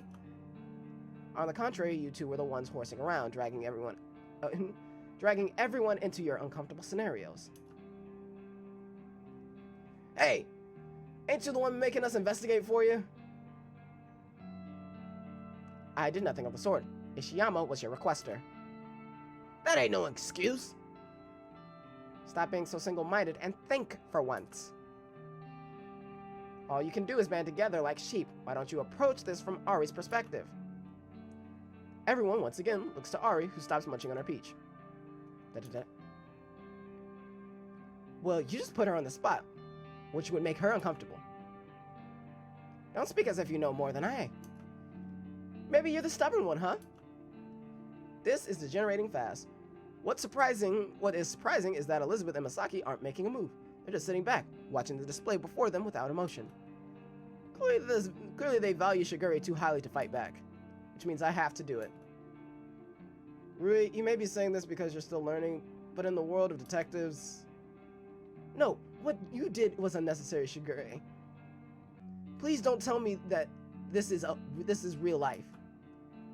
Don't you lecture me about what real life is or is not. Shut up, all of you. Amazingly, they actually quiet down. Akira, are you okay? Redder than rain, Cap. There's a slight tremble to her voice, but I ignore it. No need to stir up any more trouble. Good. Shigure, don't shove people. If she was making Ari uncomfortable... Ari! Were you uncomfortable? A tense moment of silence falls on the group. Ari only shrugs inconclusively. Okay, whatever. Akira, don't get too close again. Shigure, don't shove Akira again. Solved. But that's not fair too. Solved. That's it. Understood? Thankfully, she nods sullenly. Shigure only straightens her glasses, but I'm pretty sure that she'll also behave herself. Presently, I notice that Elizabeth and Masaki are looking at me with a tinge of respect. Well, at least someone's pleased with me. Guys, why don't we cool off for a bit? Let's do something fun. Nobody seems to react, but somehow I can tell that they're all interested. Fighting has a way of sucking it dry. Maybe it would be better if we redirect everyone's attention to something else. Something where if they end up fighting, at least they won't cause permanent emotional or physical scars. What do you suggest? Watching a movie? I subtly shake my head. We'd never get everyone to agree on the same movie. I mean, how about an amusement park? An amusement park? Yeah. There's that new high-tech one by the mall. You know, the one with the Lemniscate attractions. I vaguely recall... Oh, I remember talking about them. The engineering company that we talked about. Those big companies are always going to play a part. It's part of the world. It's there for a reason. It's got to be. I vaguely recall seeing something like that on the news. Lemniscate is a mega corporation of all things technical and media related. Partnering with a handful of large amusement parks all over the country, apparently they're going to revolutionize the entertainment. Oh, those looked amazing. Sounds like a lot of fun. I'm in. Elizabeth only shakes her head. As remarkable as it sounds, I must pass. I have other duties to attend to. I consider this for a moment. Should I let her go? She did try her best in the investigation. But the image of squealing Elizabeth on top of a level on a top level roller coaster is just too good to pass up. Elizabeth, don't you know anything about coffee? Do you know anything about coffee? Her face pales up and she quickly glances around at the others. When they only return looks of confusion, she storms over to me, angrily hissing into my ear. Stop that! Stop that! Come with us. Give me one reason. Because you don't want anyone to find out about your job. Give me another reason. Because you'd be alone if you stayed here, and that's kind of sad to me. The thought comes before I can stop it. I quickly wave it away, so it won't take root. The last thing I need right now is to sympathize with Elizabeth. Because I'm so dashing. That isn't a good reason. You asked for a reason. That doesn't necessarily merit a good one. Blimey, I still can't believe you. She steps back, raising her voice so everyone can hear. Fine, but who's paying? I look to Shigure. Everyone follows suit. For a second, the detective stares back at us, uncomprehending. Then she leaps to her feet, face coloring in anger. No, absolutely not. Why? I harbor no incentive in chaperoning an ordinarily extensive conglomerate of cognitively impaired juveniles to a venue whose solitary objective is frivolous squandering of time. The insults only fuel me to think harder. The amusement park wouldn't be cheap. We need Shigure to pay for us. The question is, what would make her? Oh, of course, if it has anything to do with the case, Shigure will be there in a blink of an eye. Well, I wasn't going to mention this, but because it seemed so trivial at the time, but there was a minor lead from today. And you did not think to tell me sooner? Like I said, it felt too trivial for me to mention. Honestly, I don't really want to go to the park, but I feel like it might give us some important information. Well, what was the lead? Ab-libbing in front of a teacher is one thing, but ab-libbing in front of Shigure is a different matter entirely.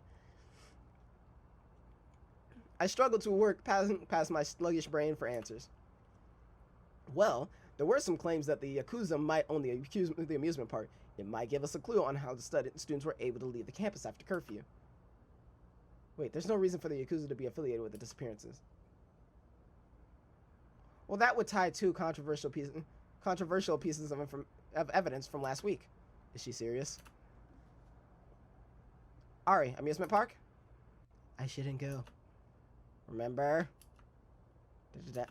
Surprisingly, Ari's silence only seems to strengthen Shigure's resolve. Don't think of it in such a manner. Very well. Ishiyama, let us depart. Really? And you're paying for everyone? Oh yes, with your future wages. I'm not even getting paid. Hey, what's going on up here? Ah, Ryota! Mr. Ryota in his house. Let's go. As if there wasn't a party enough, Mr. Ryota arrives on the scene, brandishing a ruler in his right hand. He stops short upon seeing our little group. Yama? Hey, Mr. Ryota. Hey, why, but it's the J-Man. What's up, Mr. Ryota? Hey, gents, ladies. What the hell's going on up here? The third floor officers swore up and down someone was getting murdered. I recall the decibel level of the argument and feel slightly guilty. Were we that loud? Well, enough that I'm supposed to give a disturbance warning, apparently. He brandishes a pile of detention notes threateningly. Everyone stiffens except Shigure and me. Probably a bad sign. Oh no, please, Mr. Ryota. Whatever could be wrong, Miss Oshiro. And with the total lack of elegance, he flings the slips of paper over the banister off the roof. They rain down in shards of flapping pink to the school pool below. Listen, kids. You totally weren't up here. The officers were just hallucinating, and I totally did not just toss those attention slips into the pool. Relief pops up on everyone's faces. Trust Mr. Ryota to be the rebel. Now scram before they fire me, yeah? We don't need any further encouragement. Mr. Ryota's such a G, bro. Mr. Ryota's a G. He said, look, Murasokas, y'all just get the fuck off. I don't give a shit what happened. Just be gone. Away. Mr. Ryota's such a G, bro. We rush away from the rooftop greenhouse and down the stairs. Thankfully, the walk to the amusement park is uneventful. Nobody seems to notice when we pass by 6 police cars in the space of half an hour.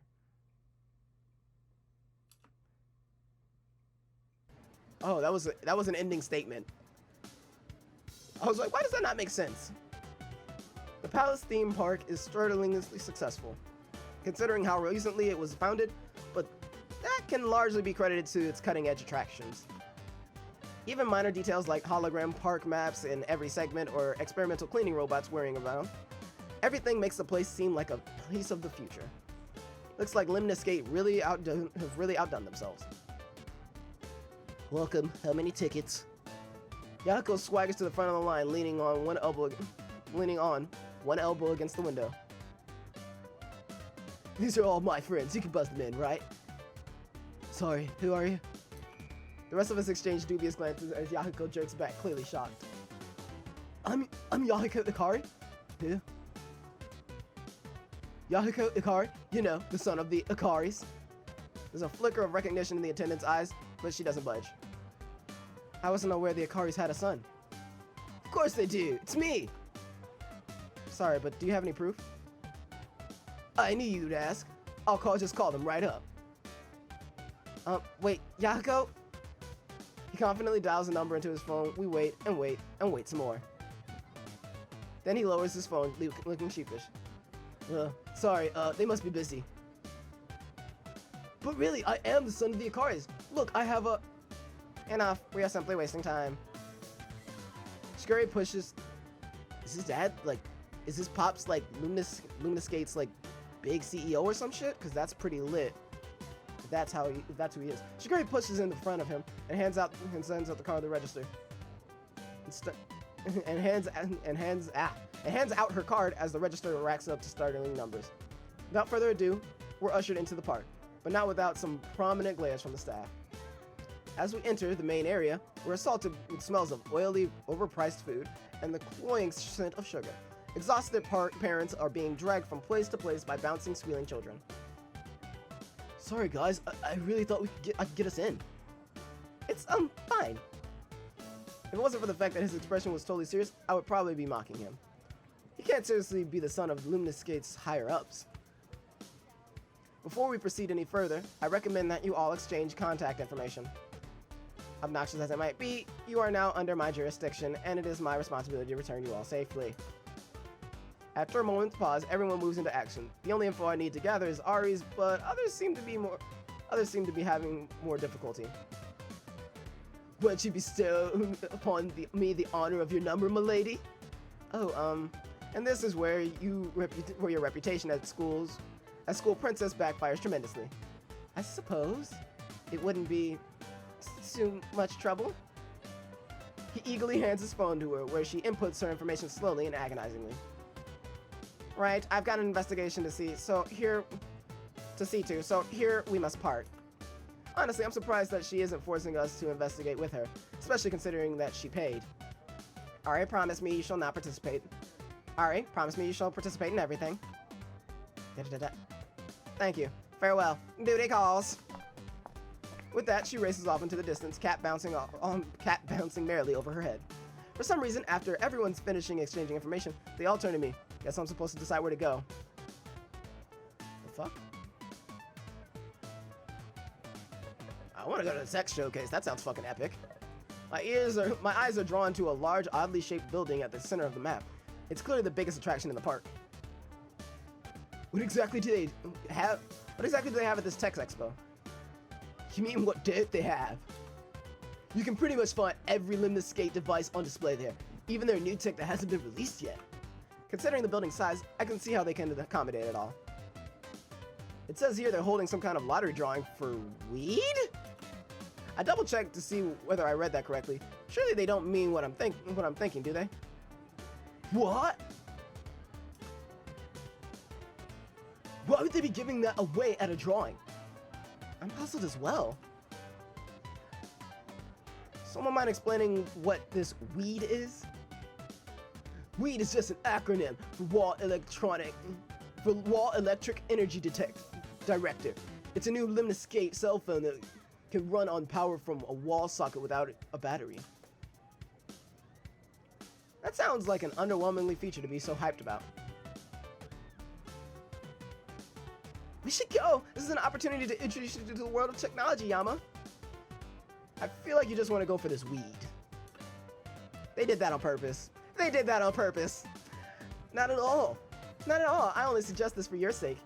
If you stay ignorant about today's technology innovations, you'd be no better than a Neanderthal. They didn't invent the wheel, so it's not like they weren't smart. They did invent the wheel, so it's not like they weren't smart. In response to my sarcasm, Misaki looks me dead in the eye, and it's the same glare she gave us the moment before she dragged me somewhere against my will. We're going.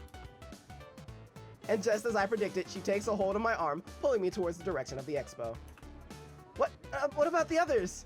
Oh, I'm sure they'll follow. No need to worry about them. Fuck off.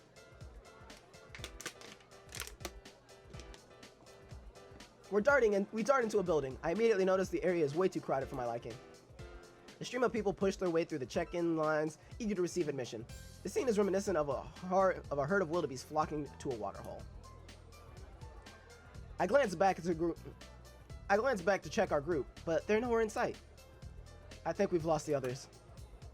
Good, with them gone, we have a better chance of winning that lottery drawing. I don't know if you've noticed, Mickey, but the odds aren't exactly in our favor.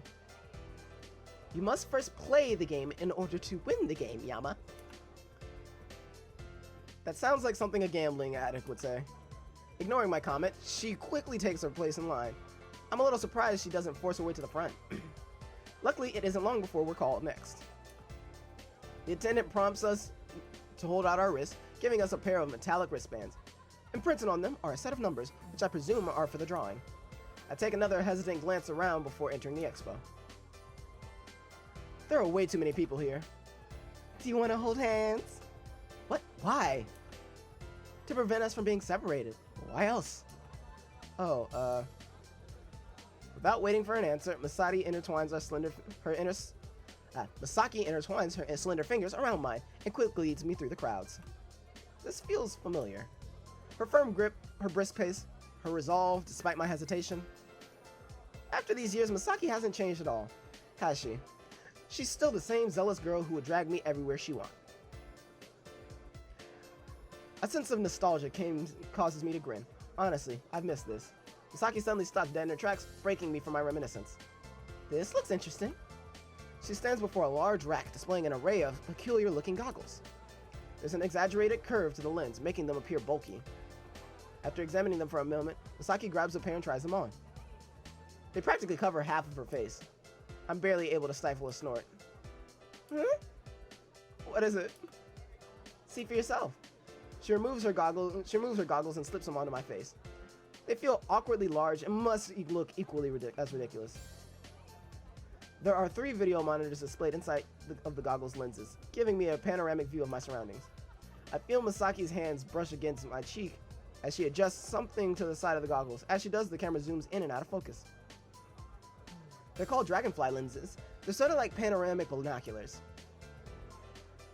They're kind of impractical to wear though. I move the goggles and hand them back to her. She twirls them between her fingers, inspecting them closely. Maybe they were built to be sturdy? I guess that would make sense. Then let's try it out, shall we? Misaki draws back her arm and suddenly hurls them on the ground. Thankfully, they don't seem to break. But I can't help but gasp in surprise. What the heck do you think you're doing? I just wanted to see if they were sturdy. Duh. You didn't have to smash them on the ground, Mickey. What if they had broke?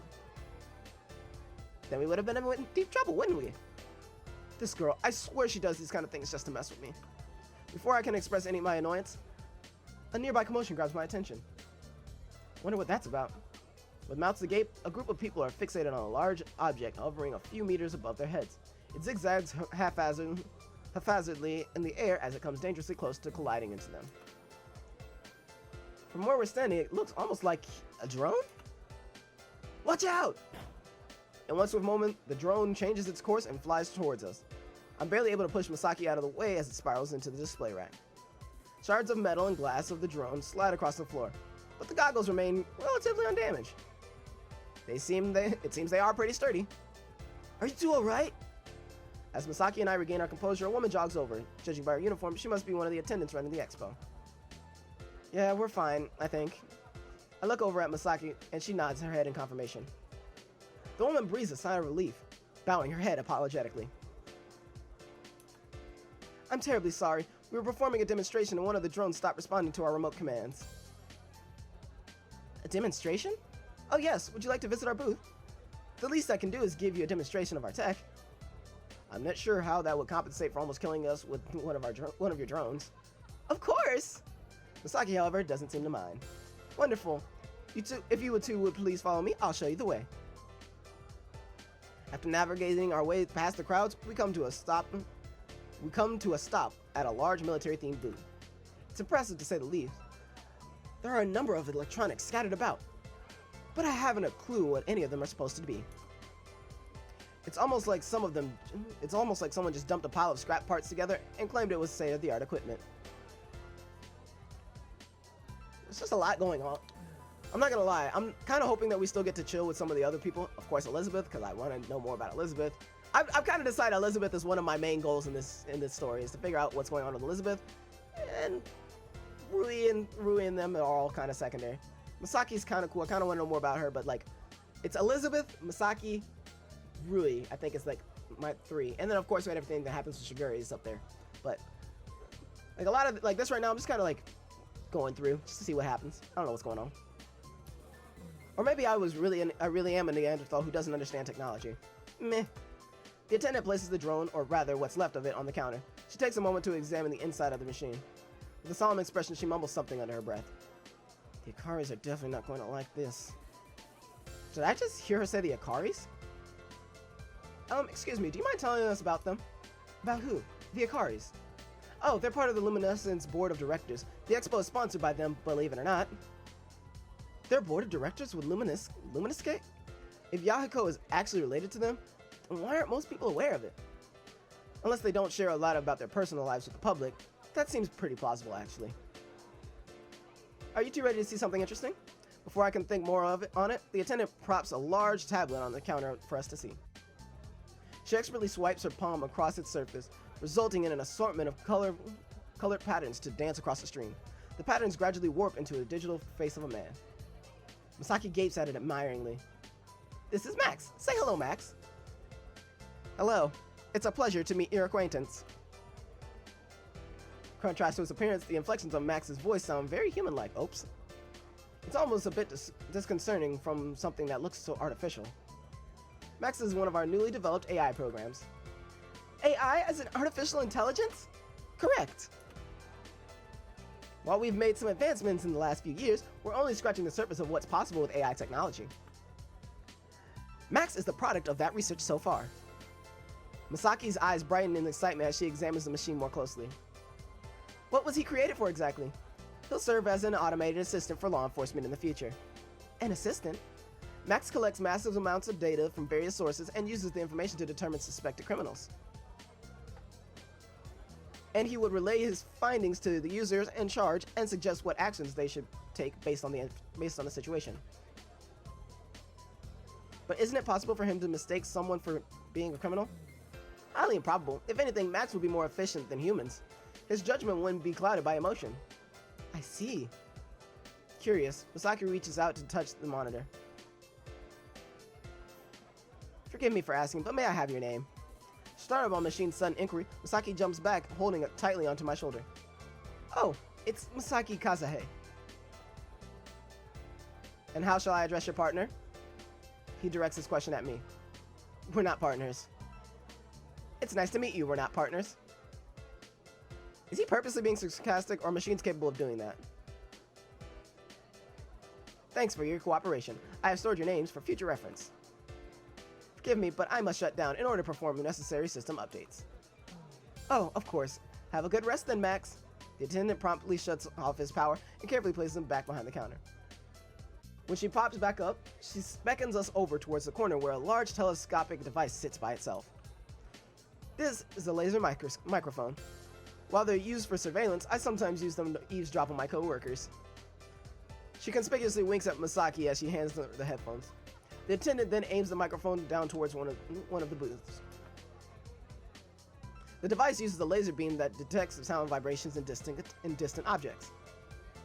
It then interprets the data through the headphones, allowing the person to hear the conversation that would otherwise be inaudible from a far distance.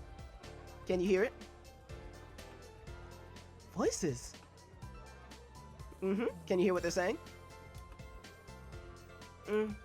Masaki suddenly removes the headphone and quickly hands them back to the attendant, her cheeks flushing a bright red. What did you hear? Nothing. Let's try something else. That sure doesn't sound like nothing. If I said it's nothing, it's nothing! Thankfully for her, the building's PA system crackles to life. We are now announcing the winners for the lottery drawing. If you have the numbers 1623, please report to the front desk. Thank you. Immediately, Masaki eagerly checks her wristband. Looks like you were right. You didn't win? No, I wasn't even close. For a moment, she looks like she's about to cry. But she then throws her hands up in exasperation.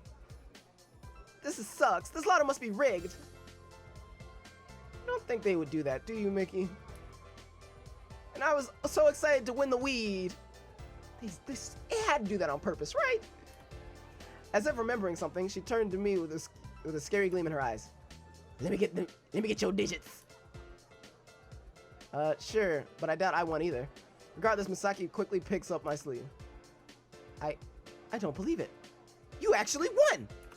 Wait, really? Let us make haste. We haven't a moment to spare. And just like that, she begins pulling me to the front desk. I'm barely able to give the attendant a slight wave as we speed off. After one of the staffs confirms my numbers, they hand me a small box. On it, Lemniscate's infamous logo decorates its cover. Kinda want to see what it looks like. So many TV. It seems like a really nice place for an expo, but not as futuristic as it could look. If they were going for that, at least. Honestly, it's not like I really need another phone. My current one works just fine, so this model would likely just collect dust somewhere in my apartment. I hand Masaki the box. She can't seem to decide whether she should immediately tear it open now or show some restraint. Are you sure you want to give it to me? These models are expensive, you know. Isn't that why you brought me here? Well, partly, but that wasn't the only reason. I just wanted to spend some time with you since we haven't talked much lately. Besides, it's not like I'm some heartless tech addict who just uses you as a tool. I can't help but smile at that. She seems to take this as confirmation to unwrap the cell phone from its case. Oh, the camera resolution is a lot higher than my current phone. Why don't we take a photo together and try it out? Photo of both of us? Camera shy, aren't we? Well, no, but... Masaki suddenly hooks her arm around my shoulder, pulling me close. I feel my cheeks press against hers as she positions the phone for a good shot. Say cheese! I'm prepped. I'm temporarily blinded by the flash of light. It takes a moment before my vision comes back into focus. Oh, sorry, I didn't realize the flash was on. At least you didn't blink. As she shows me the picture, I can't help but cringe. It's high resolution, alright. You can see every detail of my face as I awkwardly wince from the flash. Masaki, however, looks as perfect as ever. I guess she really is cut out for the modeling business, isn't she? Handing Masaki back her phone, my own phone suddenly just trills in my pocket. Shigure?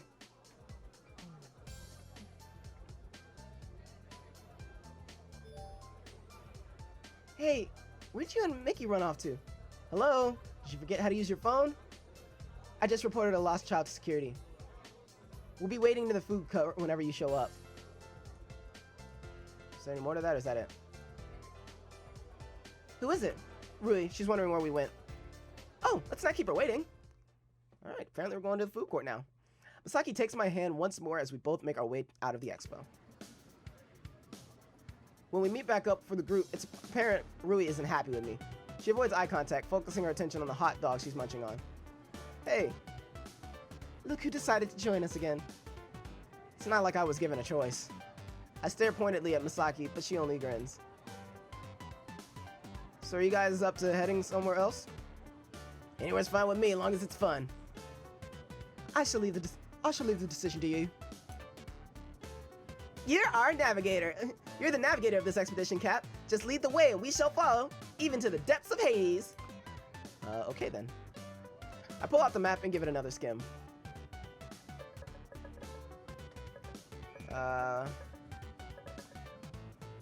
Let's do the tower drop. Why not? Several terrified screams from nearby turn my attention to a tower of twisted metal that seems to stretch to the sky. Masato eagerly nudges me in the ribs, pointed frantically at said tower of twisted metal. Hey Yama, you and me. What? Tower drop, man. No. There are more elegant ways of suicide, you know. It ain't suicide, it'll be awesome. Clearly his definition of awesome vastly differs from mine, or any sane person's definition of awesome. Have fun. You gotta come with me. What? Why? It's destiny, man. Can't you hear it calling you? The ground is calling me more. TBH. Like, fuck you mean? Shit. Ever been on Falcon's Fury? Cause that shit's terrifying. Falcon's Fury. Look that one up. Busch Gardens. I'm a Florida boy, alright. Fuck that place. I love Busch Gardens. I have a year pass. I should go sometime. Stop babying around. Think of it this way. Gravity's acceleration is 9.8 meters per second squared, and that tower is maybe 125 meters high. If we plug it in to figure out the ending velocity of a fallen object, we can get the square root of 2 times 9, which is, that gets us 49.5. Bam! Our ending velocity is 49.95 meters per second downward, neglecting air resistance, of course. Then we plug that in time equation, we got to divide our velocity gravity, so the 49. So it means that the tower breaks, you'll only be terrified of your wits for 5.5 seconds before you die and quick a painless death. Thanks, that's really reassuring. Still, this sudden display of intelligence leaves everyone in shocked silence. Masato easily grasps me by the arm and lugs me toward the tower. Sometimes I think Masato's a lot smarter than I give him credit for. I feel an impending sense of doom as the attendant straps me into the tower seat, leaving my legs dangling in thin air. I don't see why anyone would do this for fun. Being terrified is fun, man! You're a masochist. My stomach lodges in my throat as our seats begin to rise. I note there's a hyperventilating girl to my left, and further down, a kid looks like he's about to vomit. Hey, you should calm down, man. You look like a little habaki. Haba what? Habaki, bro. 8 years old. Oh, I didn't know you had a little brother. Got lots of them. More to spare. 4 little tykes to look after. Ah. Wait a minute. 4 siblings? You really didn't know? One in the right mind would have 5 children. 8, technically. But the older ones are in college. You realize that just makes things more outrageous, right? How could 2 people possibly take care of 8 children? You saying that Mom and Pa didn't raise us right? Well, honestly, if every member of the family is as capable as Masato, I'd be terrified of how much power they'd have. What was it like growing up? It was amazing. We learned how to fight tooth and nail for our survival. Is that psychologically healthy? How did you, survive? Competitions, man. Competitions are the answer to everything. Things are beginning to make a lot more sense. So you had to fight for your food when you were a baby? Nah, Mom fed me then. What about when you were a toddler? Ah, come on, no Kurogane lets another Kurogane starve. What? Then why did you have competitions at all? Ha! I get you now, Yama. I kinda was thinking, you know? Why don't you try out anything? But I get it now. It's because you don't want anything. Something about his words cuts deeper than I expect. Why does that have to do with anything with food competitions? Easy. We all wanted desserts, so we all fought for them. So you split the regular food but fought for treats? Yep. If nothing else, talking with Masato helps distract me from the dizzying plunge beneath my feet. I search for more questions to keep my mind occupied. How did your parents manage to feed 8 children? Older ones worked, including me. You have a job? Track is my job. You get paid? I get a scholarship. Same thing. How will you pay for college? Also scholarship. I need a full ride. Nothing less can do. I can't help but feel undeservingly privileged. I've never had to worry about money, even during Isamu's down points. Is that what all your siblings have done? It's the Kurogane tradition, man. Maya's the oldest. She trained herself in Taekwondo till she could work and pay for her own lessons. Got a scholarship to Seoul Uni after she won nationals. And Yudai, he's the second oldest. Prodigy at piano. Played in the music shop because Mom and Pa ain't got one. Happened to run into some dude from Juilliard, and next thing you know, he's got a plane ticket to New York. I slouch in my shock. From the sounds of it, Kuroganes could conquer the universe if they set aside. So what? Here it comes, man. Brace yourself. He clutches into his armrest, and our seats begin to plummet to the ground. While I've never had a huge aversion for heights, this suddenly change of momentum twists my gut into knots. The vertigo throws me into nausea as wind screams past my ears into my hair. Yeah! After a long, long moment, we finally reach the bottom and somehow still in one piece. Now that's a ride! Yeah, a ride straight to hell. Yeah. Drop towers are fucked, bro. TBH. Although, if you've ever been on the Dr. Doom plunge, that shit's fun. Because they start you at the bottom, you're like... And that bitch goes up super fast, so it's like... I remember when I got on it, it was like, me and my friends, we got on, we're like, oh, this shit's about to be lit. And he's doing a whole evil monologue as Dr. Doom. And he's talking, and blah, and blah. Now prepare yourselves. We'll get started. And 3, 2, that bitch shot up at 2. Everyone screamed. Bro, it was so scary. It gets to the top, it's like, I think I'm Bro, that shit was scary. It was so fun though, so fun. Anyway, the instant the attendee releases this, I bolt back to comfort of safety on my shaky knees. Well, look who's back. Haha, shut up. But you look like you were having so much fun. Wanna go, Rui? No, I'm totally fine. Actually, I think she would love to go. Come on, Rui. No, I'm very fine. I'm very much fine. Hey, Yama, let's pick something. I don't mind waiting if you really want to go on. Mickey, then. I smirk at her obvious discomfort, but obligingly return back to the map. The extreme... Let's try the Ferris wheel. There's a Ferris wheel to our right. Basic, but huge, looming over the rest of the park. Heights, anyone? Heights is my middle name. No, it isn't. Either way, a Ferris wheel might be our best choice. It might calm some of us who are a little overexcited. She sends a significant glance at Akira, who is currently sprinting to and fro, wildly flapping her arms and snorting. I'm a dragon breathing fire. I'm flying. I'm a dragon. Maybe there has been too much excitement for the day. Everyone seems to look forward to taking a breather. Right, Ferris wheel it is. Rui clicks and growls a little at Akira, who clicks and growls back. Then, thankfully, we head towards the Ferris wheel without any more anomalies. The cars are small since the Ferris wheel is meant to fit as many of them as possible. Wait, the cars are small since the Ferris wheel is meant to fit as many of them as possible. They're only meant to fit 2 people. Guess we're paired off. Rui colors slightly at this. Everyone seems to notice. I pretend not to. I guess we are, huh? Hey, you and Cap should share a car. What makes you say that? Well, you're a pair. Why else? Akira. Well, Rui, if you make such a big deal. Anyway, I'm going with Masato. She shoots a very significant look at the rest of the group. Oh, of course. Masaki? Masaki, shall we? I believe we shall. Then I'm with her?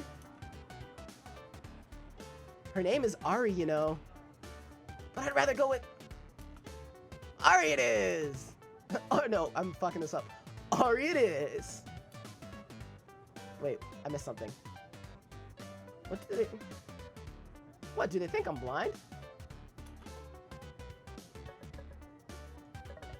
Well, it's settled. It looks like you have no choice but to ride in a car together. The others prance in their respective cars, leaving Rui and me in silence. That was quite possibly the most unsubtle way to get us together. I guess we should board. Yeah. Next time I see Akira, we're gonna have a little chat. And we're gonna stop it there because I'm an asshole. Guys, this has been Storytime Saturday with Lucid9, and I mean, a lot of things happened. I ended up going way longer than I should have, honestly. So, yeah, we're gonna have to cut it here. We're gonna have to gut it. But you know what? Having all the people together, I think I get to like get a little bit of extra story behind every single one of them, which would be really dope. I don't know which one is the correct one for Elizabeth, and that kind of makes me sad. But you know what? Right now, we're on a Ferris wheel with Rui, and we're gonna have to start that up next week. So, all things considered, guys, we learned a lot. I think we learned a lot. The only thing we didn't really learn is what the fuck is up with Shigure, motherfucker. Anyway, besides that, everything else was really dope. We had a lot of interesting interactions today. I'd like to think. But of course, I want to know which girl.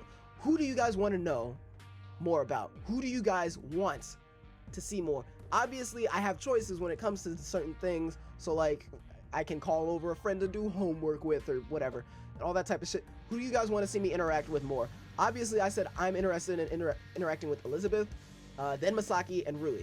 Those are my top 3, probably in that order, more or less. And then, of course, everything that has to do with Shigure, because that's the fucking mystery part of this. But nonetheless, that's what I think. I want to know what you guys think down in the comments so I can actually, you know, get into some of the other stories that are also interesting. Nonetheless, guys, this has been Lucid9. It's been real. It's been fun. It's been real fun. I will see you guys in the next one. Peace.